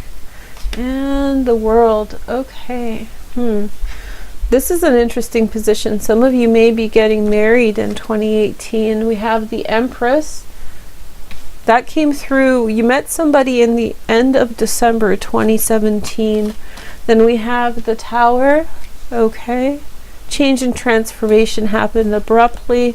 The Fool, you begun new. Some of you went through a significant breakup that really changed the front milieu of your life. Like you were stripped, maybe even financially. Saturn's in the second house, but this is necessary changes that only empower you in the long run. Maybe you had joint finances and the focus had switched over to your own finances. At the center we have the Chariot, okay, and we see the Strength card, okay. I'll read everything together in a moment. The Star, the High Priestess, okay, and then we have the Wheel, which is the Wheel of Fortune, of course. In this position, that's interesting. Liberating any kind of dependencies. Okay, this is huge. The Tower, huge transformation happened to you in the recent past. The Sun, in this position, you can't think of a better. You have some kind of miracle that happens in your life or has happened to you very recently, early on in 2018 or late 2017. Hermit, at this through 2018. Sorry if I say 2017 a few times, I'll correct myself. But a few times in 2018, you might spend some time alone, overcoming circumstances and finding your own identity, your own sense of power. Temperance, moving forward towards goals. Very nice position for Temperance. Justice, okay, fairness and order coming into your life. We have the Moon, okay.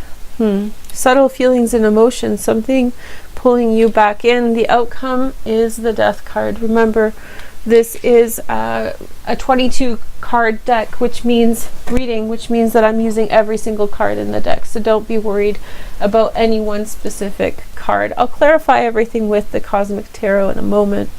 Okay, so let's begin. 2018 is really about overcoming for you. There's significant overcoming in your life, transformation, maybe something to do with Cancer, with a Cancer sign or a Cancer person, overcoming circumstances. This is really powerful, making that choice and making an active choice to move forward in new directions, something that is guiding you to make a personal choice of free will. Something that is associated with relationships, with romance and balance within relationships. However, the changes that you are making are things that you've wanted to do for yourself, and things that you have been feeling as though there's a beacon that's calling out for you, a direction that you're meant to go in. Now, this is fated destiny. You're moving on from the Tower to the Star. So you're really transitioning from two phases of life, from leaving behind something old and moving towards that where you were meant to go from the first place. The world is opening itself up to you. These cards are closely connected in this spread. So you have this real coming together in terms of the directions that you were meant to go with or into, and this is a transformative year for you, definitely.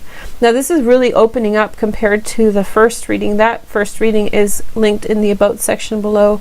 You really initiated something new, a new frontier, a new way of thinking. You've definitely kind of pushed your way into a new direction, and you've made certain commitments. Now, I don't think you quite anticipated what was going to happen or the consequences of your decisions and where they were going to go. And I think that you're going to be faced with whole new experiences. This is the Moon card, and in this position it's really important. Subtle feelings and emotions. Those feelings and emotions are guiding you toward change and transformation. I think that the decisions that you've made in the past were empowered. You felt confident about the directions you wanted to go, and in the oncoming energy, you have insight and intuition into different aspects of yourself, the shadow side, or maybe complex aspects of your side. Of yourself that are illuminating new facets of your personality. New parts of your personality are coming into focus.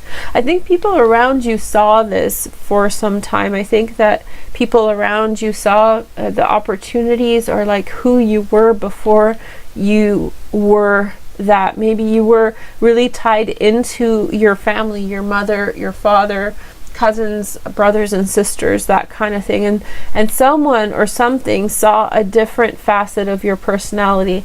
They saw more than was there, and they saw that relationship breaking down, and it was a necessary step for you to break away from those old relationships because they were not doing you justice. They were holding you back from your creativity. Maybe some of you had experienced conception issues. Some of you may had not felt capable of having children, or finding yourself in a situation maybe financially limited to have children, or if you had children, you had questions about whether or not you were able to afford to them a lifestyle that was reasonable.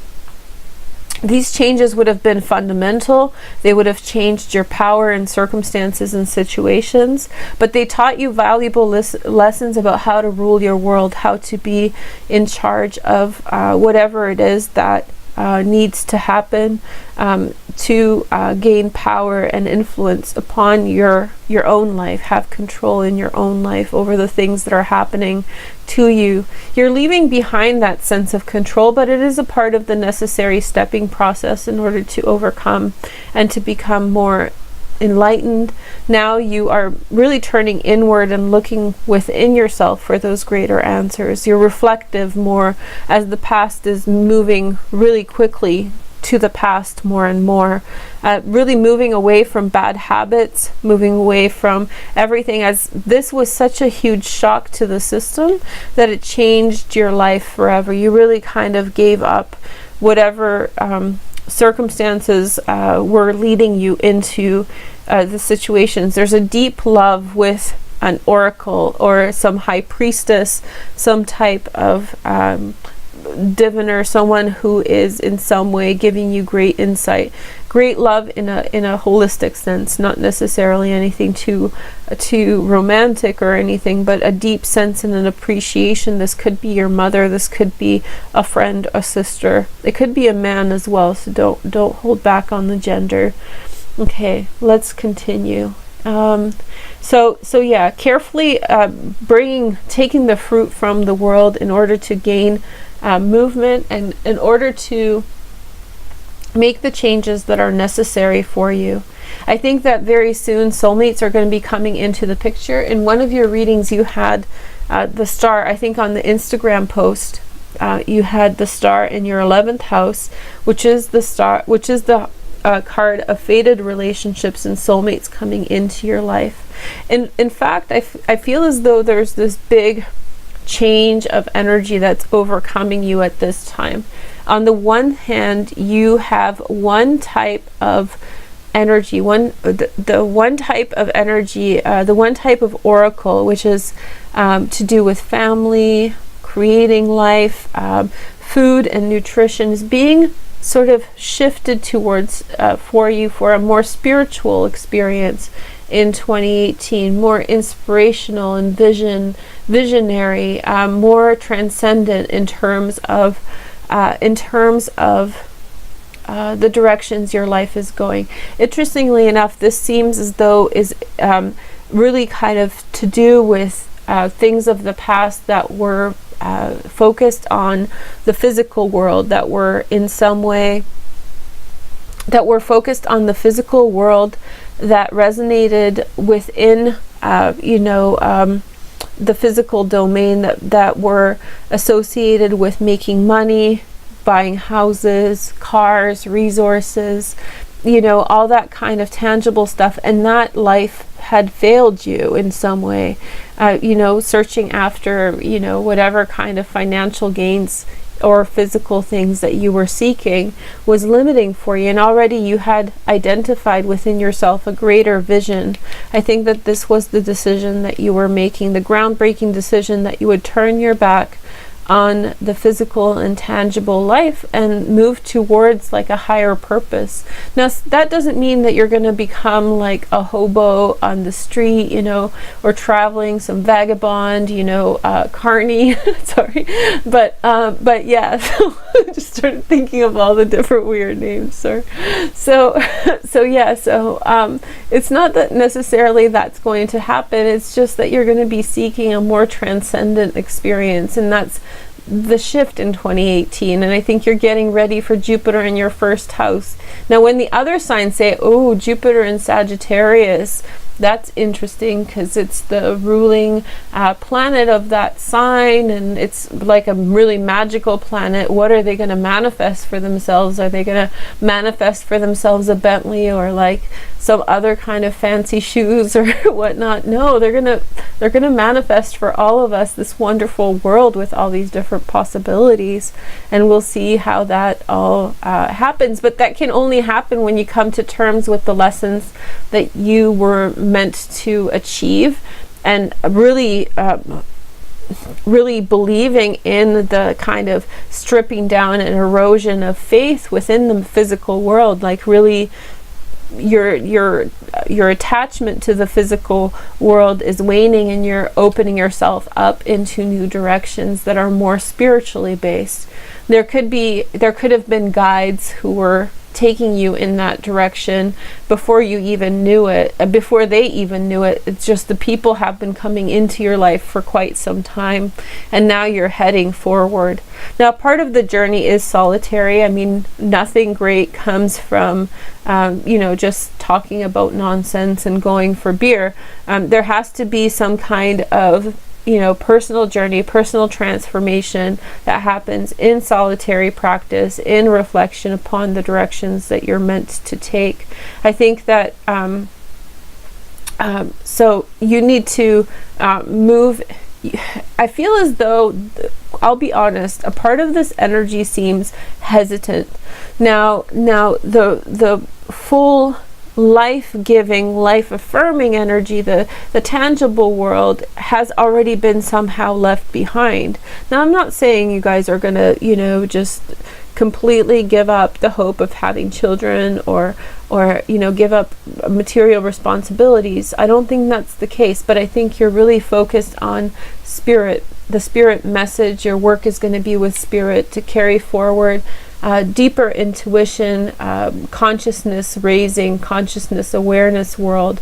And I think that by the end of 2018 you're going to be making some huge transformation, maybe buddying up with a Scorpio energy to gain enlightenment about which directions you're meant to go. None of it's going to be that solid. All of it's going to be resonant within the mind and within your dreams. There will be a lot of people around you who are spiritual types. There's going to be a lot of like people who are in some way really inclined to think about like the metaphysics of things and transcendent realities, generally thinking about metaphysics in general.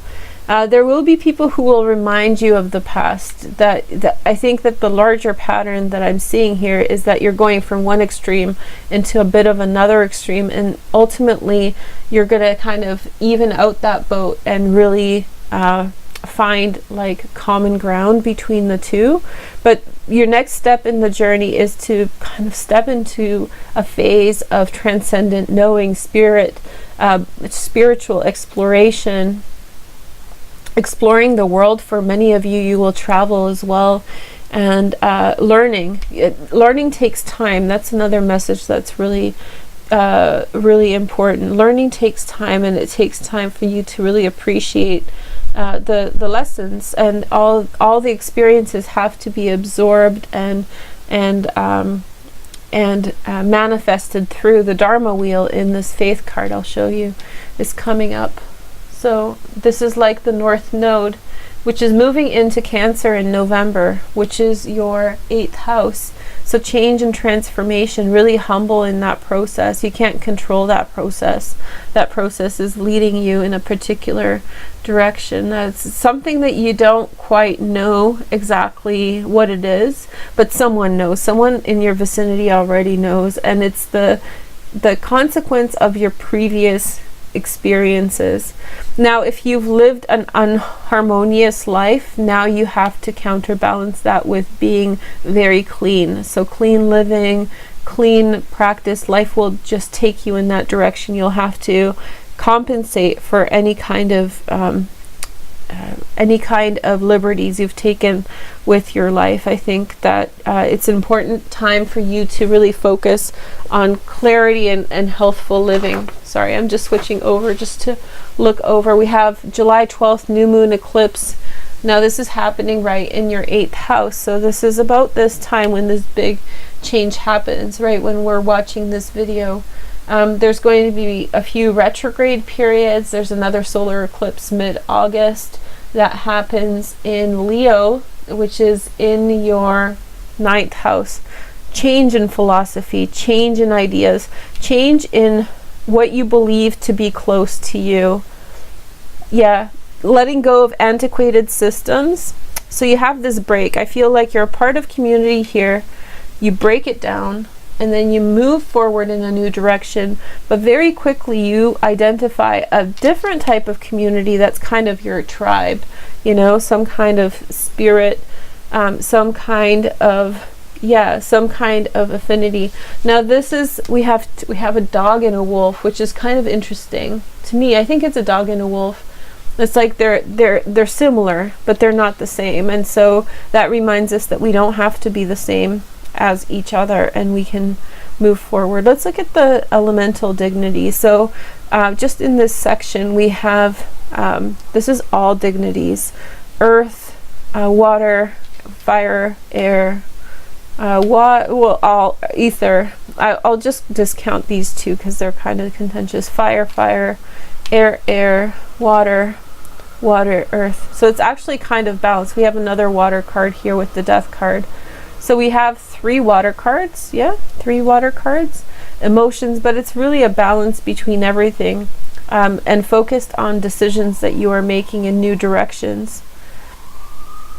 Somebody made you an offer and you went with it, I think, and now you're going to face the consequences of those decisions. And I think there's been a lot of teaching that's been going on in your life. There's been a lot of information sharing, leading you in specific directions. Your main purpose is to find balance within everything. Now, you know how I said that this is teetering between one extreme and another?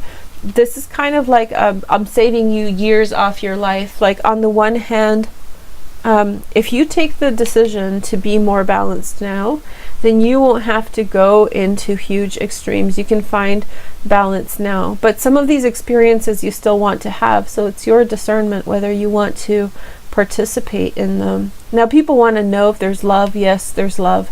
This could very well be a marriage with someone who's far away. That requires for you to kind of bridge that gap, especially with the star card here, right?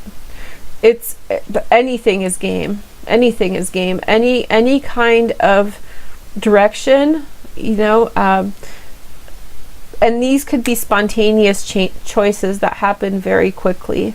Yeah, spontaneous choices that happen very quickly that lead to ideal arrangements and new beginnings. Okay, so why don't we switch over to the cosmic flower. Okay, so this is our the cosmic tarot, and let's clarify some of these points. So we're talking Sagittarius, hey? Okay. Yeah, and then you have, this is your position, by the way, and so in this position you have the High Priestess, which came up in our Instagram spread and in the first spread for the year. So how cool is that? We have your significator for the year is definitely the High Priestess. Wonderful energy. You're the Oracle. Now don't get exploited. That's what I feel with the High Priestess. Don't let other people kind of, you know, I know this firsthand. Anybody on YouTube knows this firsthand, that there is this how do you say, internal, like there's people who may vie for your attention to get answers to their life. Let's clarify her first. Your first clarifier is the Lovers. Beautiful. So we have the Lovers here, which is the position of the High Priestess, ironically enough. So we have yeah, the Lovers. This is about family and a connection. It's almost like you've met a twin flame, isn't it? Twin flame, real twin flame, or a soulmate for some of you. I mean, not everybody meets a twin flame. I'm trying to make it so you guys can kind of see the card behind. Okay, so there is this twin flame relationship that is there with you, maybe with a Scorpio. There could be Gemini or Scorpio, but and with that person you are supercharged, like your energy is on point, you're more aligned in the right direction that you're meant to go in. Maybe there's a family or a love relationship and things are more focused, more goal-oriented activities. Okay, so things make sense as to which direction to go. There might be some kind of responsibility to your education or to institutions of the past. Let's clarify that. Something to do with having to raise money. So remember that Saturn is in your second house this year. Financial issues with paying for school, like you need to go to school but you have to save. And I think that maybe for some of you this is the big lesson, Sagittarius. Let's clarify the Chariot. You're overcoming everything. So this is the Chariot card, really overcoming everything, going in a new direction. Let's see. We have the Queen of Swords, cutting from the past. The swifter and the cleaner that you cut from the past, the freer you are going to be, Sagittarius. This is the Queen of Divorce and Separation. Like, I'm just gonna, you know, I'm gonna ex-nay out of this place and I'll just move along to something that is guiding me to this direction where my heart and my soul is taking me. So it's greater than your own ability to discern. I feel sort of bad looking at this position. It feels like a good friend is getting left behind, and a really good friend, some kind of important energy. If you can salvage this person in any way, then do so. This person wants to give you a gift. I mean, it's a mother holding a child, right? So this person wants to give you the energy of creation, bring you something real through. But maybe it's a decision that you've had to make. If it's a fundamental decision you had to make and you made it, and now you're living with the consequences. Here is the Hermit. We have the High Priestess. Okay, so okay, trust your internal knowing, trust your intuition about which direction you're supposed to go. Let's clarify the Emperor. This is a more complicated reading, but I think it's really good. We have the Five of Cups, some kind of disappointment about past relationships, which is only making you work harder in the future. This is like willing to take a loss for the purpose of a greater good, breaking away from the past towards a more kind of there's more coming to you, and you don't even fully see it because you go your own direction. You make a clear decision to go your own direction. I feel as though maybe for some of you this was honestly, you made a decision that changed your luck for the better. But reconsider some of the reasons why you made that decision. Some of those reasons may be prejudicial, or they may be somehow faltered because you felt oppressed by a certain situation in the past. Okay? And this is going to ease up this energy. This energy is kind of tied into, it's karmic. The decision you made was karmic here. And now the oncoming energy that will come to you will be imbued with the mistakes that you had made this in. Because this is life and this is death. This isn't a bad thing and this isn't a good thing. But reconsider making your decisions before you break down all those towers. Those towers can be selective. They don't necessarily have to be, they can be selective. They don't have to necessarily be like level everything, you know. There could be some type of offer made, inspiring you to make preemptive choices. If you've made preemptive choices, get back into your intuition as soon as possible. Yeah, get back into your intuition as soon as possible. And carefully measure out your decisions. This card is saying that you haven't gone in the wrong direction. You're making a change for your destiny. The way things were dying, but the way things were around you were dying. The world wasn't fulfilling for you, but there were things in it that were positive attributions, and you don't want to cut the good out with, don't throw out the baby with the bathwater, literally. Perfect timing for that. Okay, so let's clarify this Empress. Let's get some clarity going in that. Okay. Clarify the Empress. Yay. Okay, let's see. Clarify the Empress. We have Temperance. So the same as here. Okay, she's a point of happiness. She's a point of joy. There's one. It seems as though you're switching marriages, Sagittarius. It seems as though you're letting go of one marriage in light of another one. You're taking your karma is taking a turn. I really think so. And especially in November, you have the karmic switch between the nodes. The nodes are switching into Cancer and Capricorn from Aquarius and Leo. Some of you may be seeking a divorce from a situation. There could have been a transgression in the past, a third party situation. You're seeking a divorce. You kind of charge at situations, disappointment at marriage, and then a new relationship comes in for you. A new marriage comes in for you in 2018. I don't say it's bad. But it's complicated.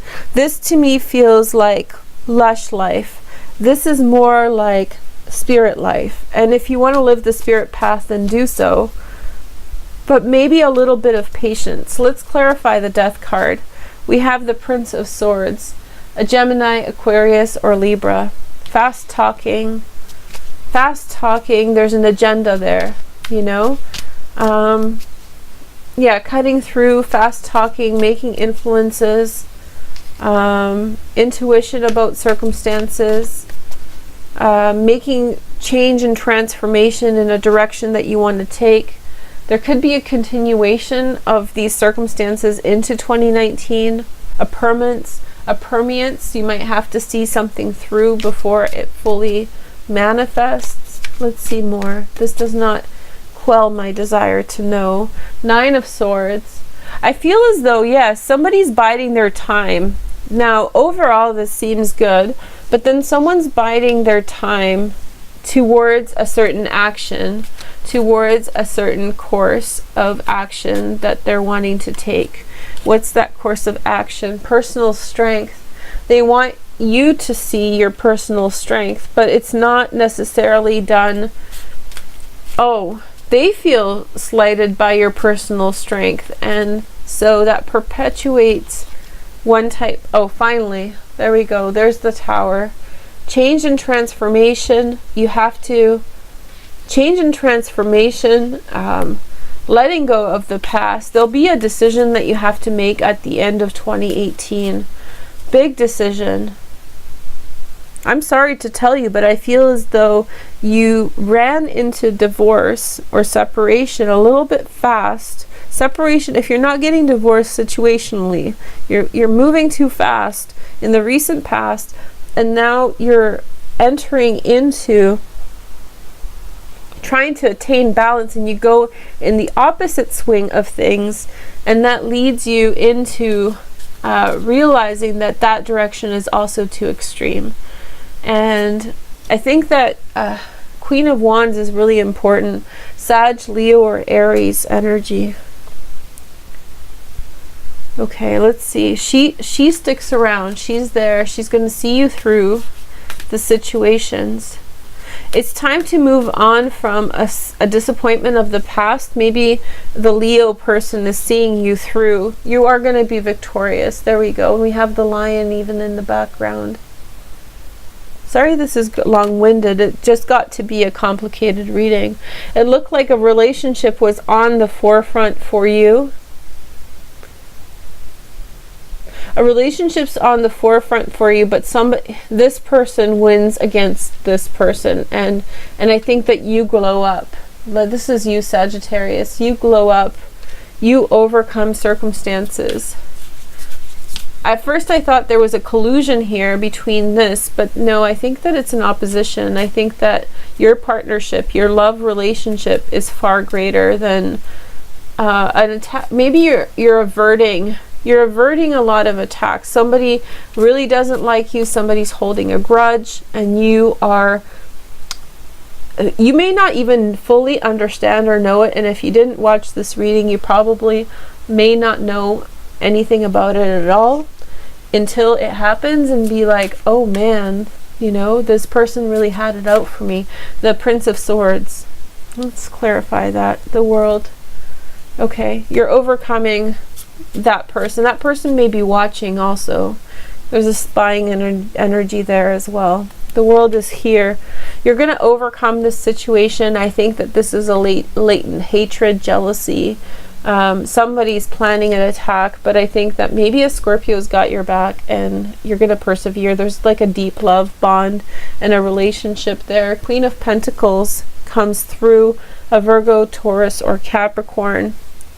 I think that you overcome situations, and I'll leave it at this. I think that you'll overcome situations, Sagittarius, and finish up the year in a more prominent space where you have the marriage, you have the family, you have the life situation that you want. Somebody's provided that comfort and stability for you, and you definitely have a good friend, a Leo, Sag, or Aries, or several different fire sign women or men, effeminate men, and you are moving forward from a bond and with a bond. For some of you, you will be in a relationship with a Scorpio, but for others, you'll be moving past that relationship into new frontiers in the world, new opportunities in the world. Someone was planning your defeat.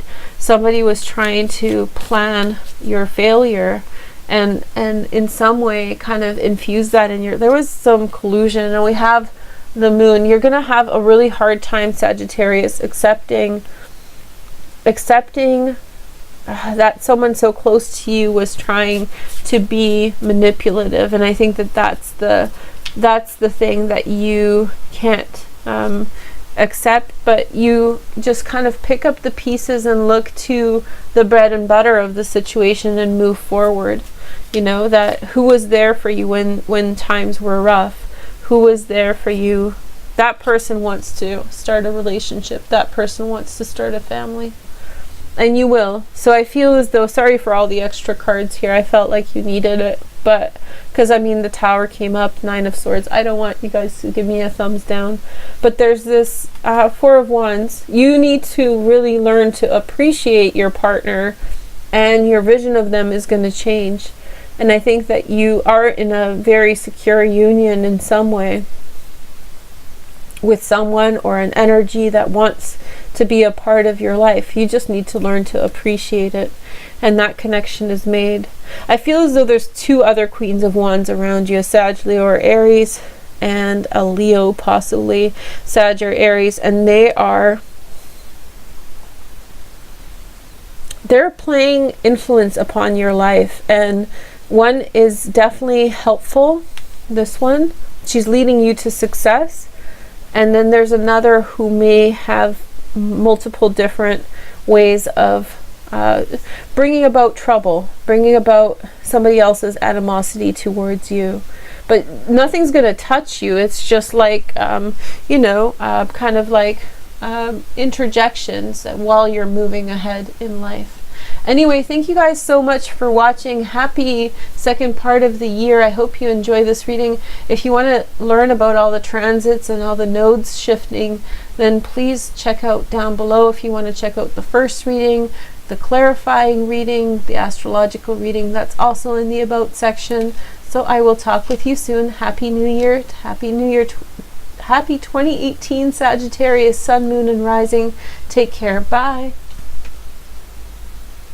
Hey Scorpio, thank you for joining me, and welcome to your reading for December. I'm super excited to be here with you guys to show you this reading. So what we're going to do today is talk about your Vimeo reading, which is right here, and I'm going to talk about all the court cards. And let me tell you, most of these court cards I think are one person, so hey girl, hey. Then I'm going to do an astrology overview, and then I am going to do a dedicated tarot reading, all in one video this time. Congratulations, Varouge! Yay! Okay, so I hope you guys give me a thumbs up. I want to say thank you for your help and support this year. Scorpios have been the bomb with Jupiter in your first house. You guys were so sweet to me this year, and so many good people, Scorpio people, that have been so kind, and just so, I hope that your Jupiter transit was great, and I hope that in the year following this, starting now, Jupiter and Sag, you see the benefits of it, and that's when the magic really happens, is when Jupiter moves into your second house. So the seeds have been planted, now let the flowers grow. Hey girl, hey. So let's talk about this. This is your Vimeo spread. I do this every single month, and then we do the full reading on Vimeo, which you can rent down below. Most likely there will be a second series in December if you get the buy all package, but not guaranteeing it this time. It is December after all, lots of other videos coming out. But on YouTube, what I like to do is explain to you the court cards that I got, and we'll go through them one by one and kind of tell you what to expect with the reading. And I do try to kind of skim over some of the main points of the Vimeo reading, just in case you're spending all your Christmas money on presents for family or something, and want to kind of keep some to yourself. Okay, so we have the Page of Cups here. I feel like this is like joie de vivre. This is your energy for the month, and it's a new energy that is coming in through you that you feel excited about. For some of you, this means a new relationship. Heart goes pitter-patter in a new direction. You find love, you find marriage, you find a baby carriage, that kind of thing. But it's definitely passionate, whatever it is. It could be with a Leo, a Pisces, Cancer, or Scorpio, Sun, Moon, and Rising. So some kind of new relationship. It could be with another sign too, especially if you are finding a new relationship. Now, if this is a person, then this person is bringing all this vitality into your life. So there's all four court cards are showing up for the earth signs here. To me, that can mean that there is just one person that is the epicenter of your world. Hey girl, hey. And they're an earth sign, so I can't get mad about that. That's really nice. There's some indication it's a Virgo. Again, not mad at all. It could be a Virgo, Taurus, or Capricorn, Sun, Moon, or Rising, or it's somebody who's really in the earthy plane. This could also be you, technically, Scorp. I think that this can be like you within your third house, communication with family, short distance travel, really kind of regrouping what you have on a physical level. There is a massive stellium in your third house, I'll show you in a minute.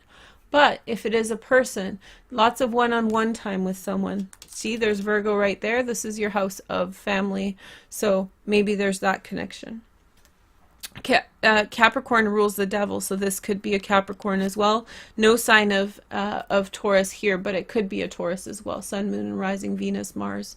So in this position, it's Virgo, Queen of Pentacles. Again, it could be one of the other ones. It could technically be any other sign, and the gender, it could be a man or a woman, but very centralized energy around earth energy at this time, usually that crystallizes as a person. And so there's this kind of deep connection there and a loving connection there. And I think that it's almost like there's this card here. You can see it. It stands out from everything else. Everything is light and bright. And then here you have the Nine of Swords. So you're struggling with something. Something's really being difficult for you to manage, and I feel like maybe you're turning to a friend or you're turning to your partner. Your main card is the Empress. This is the energy that you bring through the month, so maybe creative energy, motherly energy. This could be connection with your mother as well. But the Queen of Pentacles, you know, this is you drawing boundaries and maybe spending some time alone. Maybe something in your community has been very difficult to accept. And so this could be you as well, just really isolating yourself to kind of process things. Or a really deep connection with an earth sign in which this person is meant to help shield you and help you maintain focus as some bad things leave your life. Okay, so good things. There's the King of Swords here. This is a person who's instrumental in your well-being this month. He is a Gemini, Aquarius, or Libra, Sun, Moon, and Rising, and this person brings reset to your life. I feel very strongly, the past is in the past, the present is in the present, the future is just before you. And so I feel like this person is coming through in some way and just leveling things out. Not in restitution, nothing like that, but I feel like there's going to be clarity, no more back and forth, no more tit for tat. Knight of Pentacles here. I feel like continuation of a relationship with an earth sign, Virgo, Taurus, or Capricorn, Sun, Moon, and Rising, or a steady progress forward. Continue making steady progress forward. The Devil here, let's talk about this, the ruler of Capricorn. This is the position of endings. So I feel like the Devil's leaving your life. Part of that is facing it. In order to move forward, you have to face the heartache, and that's kind of the big showstopper of this reading. In this position, we have the King of Pentacles, Virgo, Taurus, or Capricorn, Sun, Moon, and Rising. This is the marriage position. So this is why I think maybe someone with whom you're really connecting very strongly with. However, I do feel like there can be blockages, especially from family members. We'll talk about that more on Vimeo, okay? And then there is the Page of Pentacles, a Virgo, Taurus, or Capricorn, a new direction that brings a lot of hope and promise and happiness. But you have to face this. You can't get away with ignoring the truth of what hurt you. And this could be manifesting. You know when you're sad about one thing and then it shows up in another area of your life? And I don't mean projection, and I don't mean deflating your own inner turmoil. I mean like somebody barks at you in the store, is like rush, and then like suddenly after there's like a sequence of people being, you know, displeased or negative towards you. It's like a snowball effect, right? So I feel like this is the thing that I really strongly feel there's a situation from the past from which you are hurting still, and I feel like you have been very good at ignoring it and putting it to the side, and I think that a part of your progress forward and grounding energy really has to do with facing it, letting it go, and bringing it back in to look at it, because now it's showing up in, now it's splayed out into other areas of your life, and that's not a good thing. But this is really good in this position. That means the bad juju, I said bad energies attached to you, and it's going to be removed. 6 of Wands on the bottom. This is not a negative reading. This is overcoming a problem, right? Okay. So now we're going to do the astrology. The cool thing about astrology in December for all signs is that it's divided into 4 parts, and each part is associated to one sign. So the first week is Scorpio, the second week is Sag, and so on. So let's go through it now, and I'm going to use the Templar Tarot to kind of show you the breakdown of this. So let's start with the first guys, and where's my wheel? We're not going to do the moving wheel today. So here's Scorpio. Okay, so this is December 2nd. On the 1st, Mercury retrogrades back into Scorpio for just a few days, and then on the 2nd, Venus will move into Scorpio. So this is going to be a month-long transit in which you're very attractive, and you're kind of like, you're shining. By the way, this card is your card. This is the Death card, and that's how I chose the order. So let's put that over here. So okay, so we have the energy of Venus here, right? Venus moving into your first house and shining a beautiful light on you for positive attention. Mercury going retrograde into Scorpio. Both planets have recently been in retrograde. Mercury ends its retrograde period on the 6th of December, and so then moves forward. So both planets are at a reset in your sign. Most likely what needs to be said, the lessons that have had to be learned were learned, and I think everything that you are coming to terms with at this time is exactly what you should follow. It's not polluted with any other extraneous data. I think that now you really know what the path forward is, and you should just humbly accept it and move forward in a positive direction. Ceres is also in Scorpio. She is a minor planet, just like Pluto, and she means nourishment and good things. So this isn't combative. This is what you want. So do what you want, Scorpio, and you'll get lots from it because of these transits. Also, the North Node is in Cancer, right at the top of your chart. The South Node is in Capricorn, releasing the past. So it's like that forward movement, and I feel like movement forward, transformational opportunities. And this is why you're getting the 3 of Swords, because it's saying, like, you got to face the music on something emotionally. You don't have to see that person ever again, but face the music on something from within your heart so you can heal and move forward and decompress it to a positive place. We have the first card as the 8 of Cups. So sometimes people say this is leaving something behind, and it is, but sometimes this can mean just letting go of the stress and attachment to very extreme feelings about a situation so that you can look at it, that 3 of Swords, so you can look at it, face it, and be okay with it. Also, we have transits in Pisces, right? Mars is in Pisces, Mercury, Neptune's in Pisces, Chiron's in Pisces, retrograde. Chiron is about to go direct in December or January, very, very soon. So, hey girl, hey. But I feel like the Mars in Pisces in your 5th house, a lot of focus on where you want to go, Scorpio. This is a grand trine. Well, barely. But if you have transits here, especially if you have transits in the beginning of Pisces, oh, then it would be here. Never mind.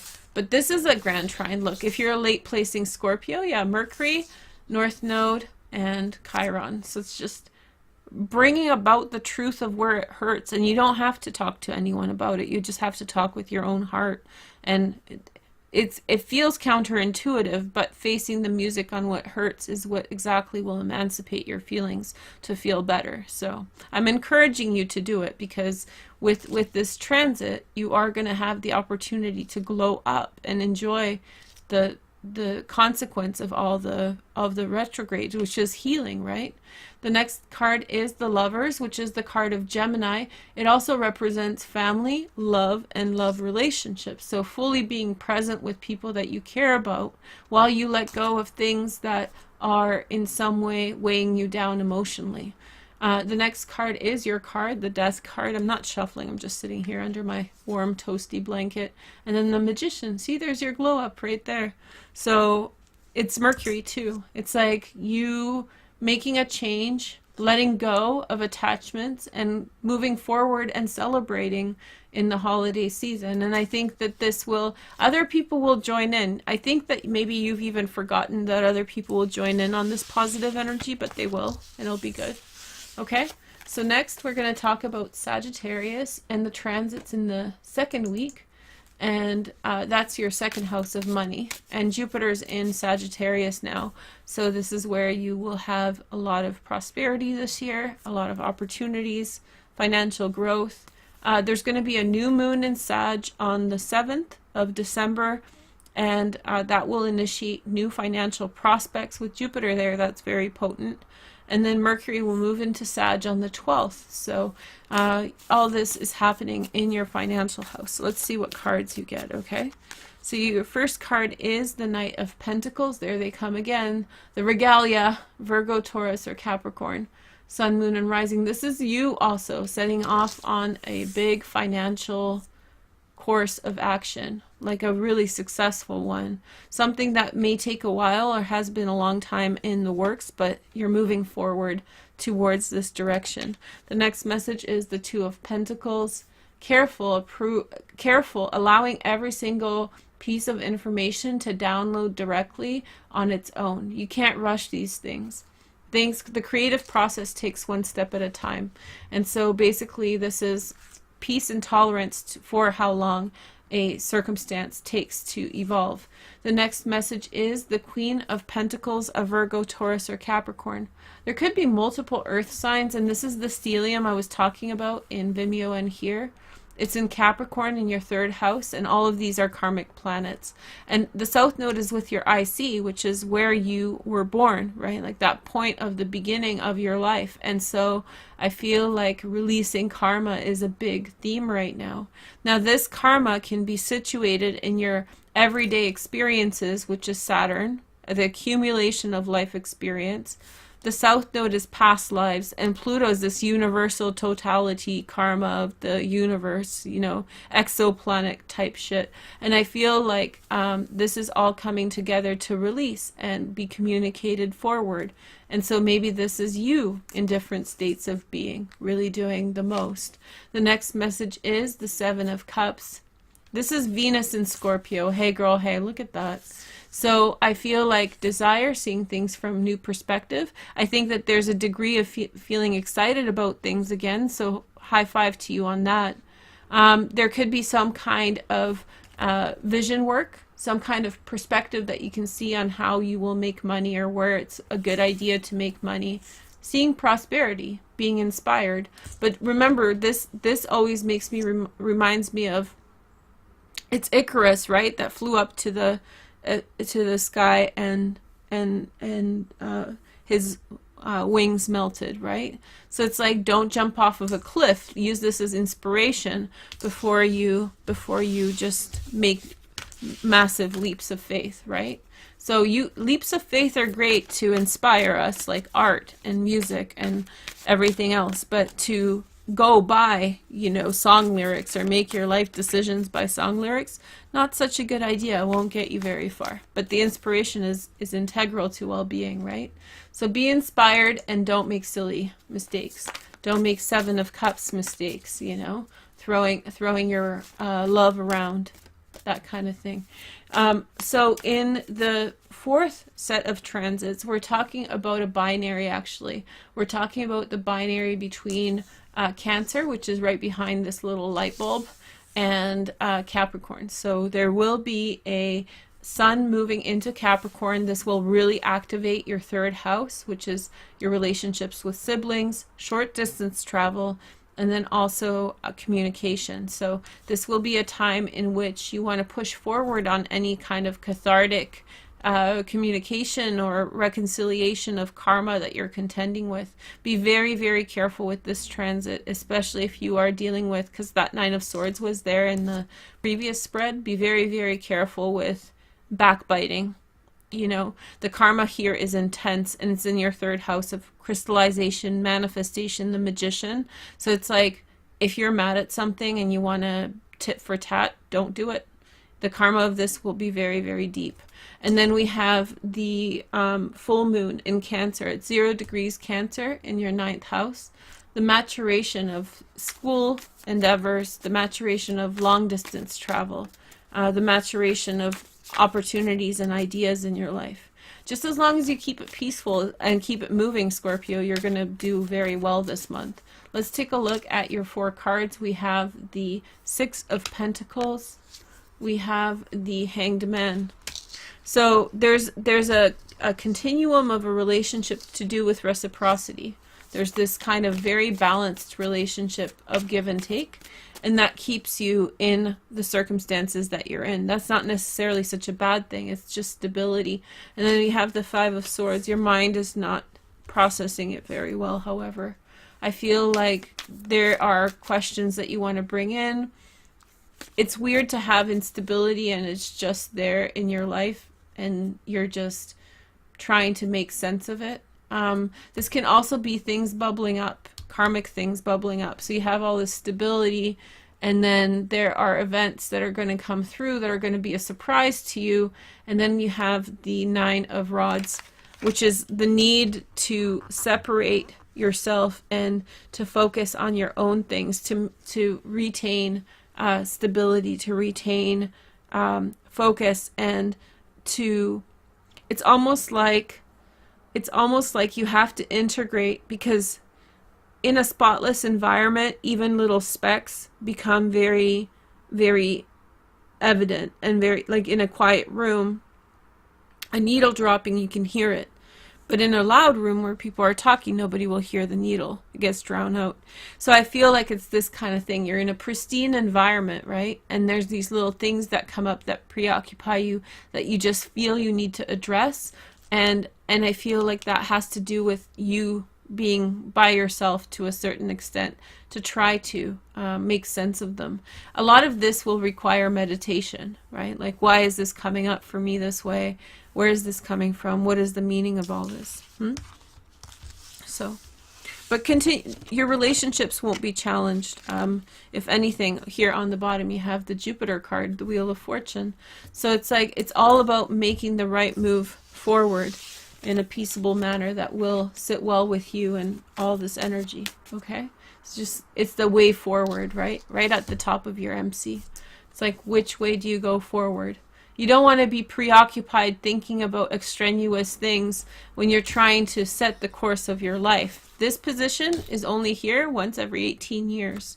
So use it. Don't abuse it. Here is the last transit. It's on the 31st of December, right for New Year's Eve. Happy New Year, everyone. And so we have Aries, Mars moving into Aries in your 6th house. Nice grand trine through that too, hey? You have Venus and Mars and the North Node. A very romantic time for everyone, including Scorpios. For you, this probably has a lot to do with yourself, romance, maybe making a decision. Maybe you'll be making a decision with someone right on New Year's Eve. Let it happen. I think that the aspects are quite strong. Yeah, the aspects are quite strong. The T-square you're seeing here is off of asteroids. So women who are watching, you may not feel so natural. You may feel quite shy going through this. But I feel like maybe there will be some kind of direct way forward. Look at this. It's actually a giant kite. This is a kite, and it's off of the South Node and Pluto conjunct. Well, not quite Pluto, but close enough. It's still motivating action, you know, towards the direction you're meant to go. You're going to finish the year off with a big pop. A big, like, this is the direction you go, especially in terms of relationships and your feelings about things, about the people you're with, the people you're not with. The next message is the 4 of Swords, but it's positive. It's like, this is the way my love goes. I'm telling you, this isn't like, oh, I gotta break up with them. No, this is like, this is what I want. I'm beautiful. I feel romantic. This is what I want. Creative energy, not destructive. 2 of Swords. So in rest and peace, you find peace within a situation. And then you have the Four of Pentacles, you're still contending with how to make it work. And then the Ace of Cups. See, this is your Ace of Cups. Truly. Anyone who does astrology, confirm down below. What I'm saying is true, right? The North Node is the Ace of Cups in Cancer, right? It is, because in this position, because the South Node is the motor, right? This is the nose of the kite, and then we have this beautiful grand trine with Venus aspecting, oh, beautiful, Mars, right on New Year's Eve. So, makes sense. So if you feel resistance to how to make things work, I think that you should just relax and trust the process. And the Two of Swords, I want to show you this Two of Swords because it's one of the prettiest ones I've seen.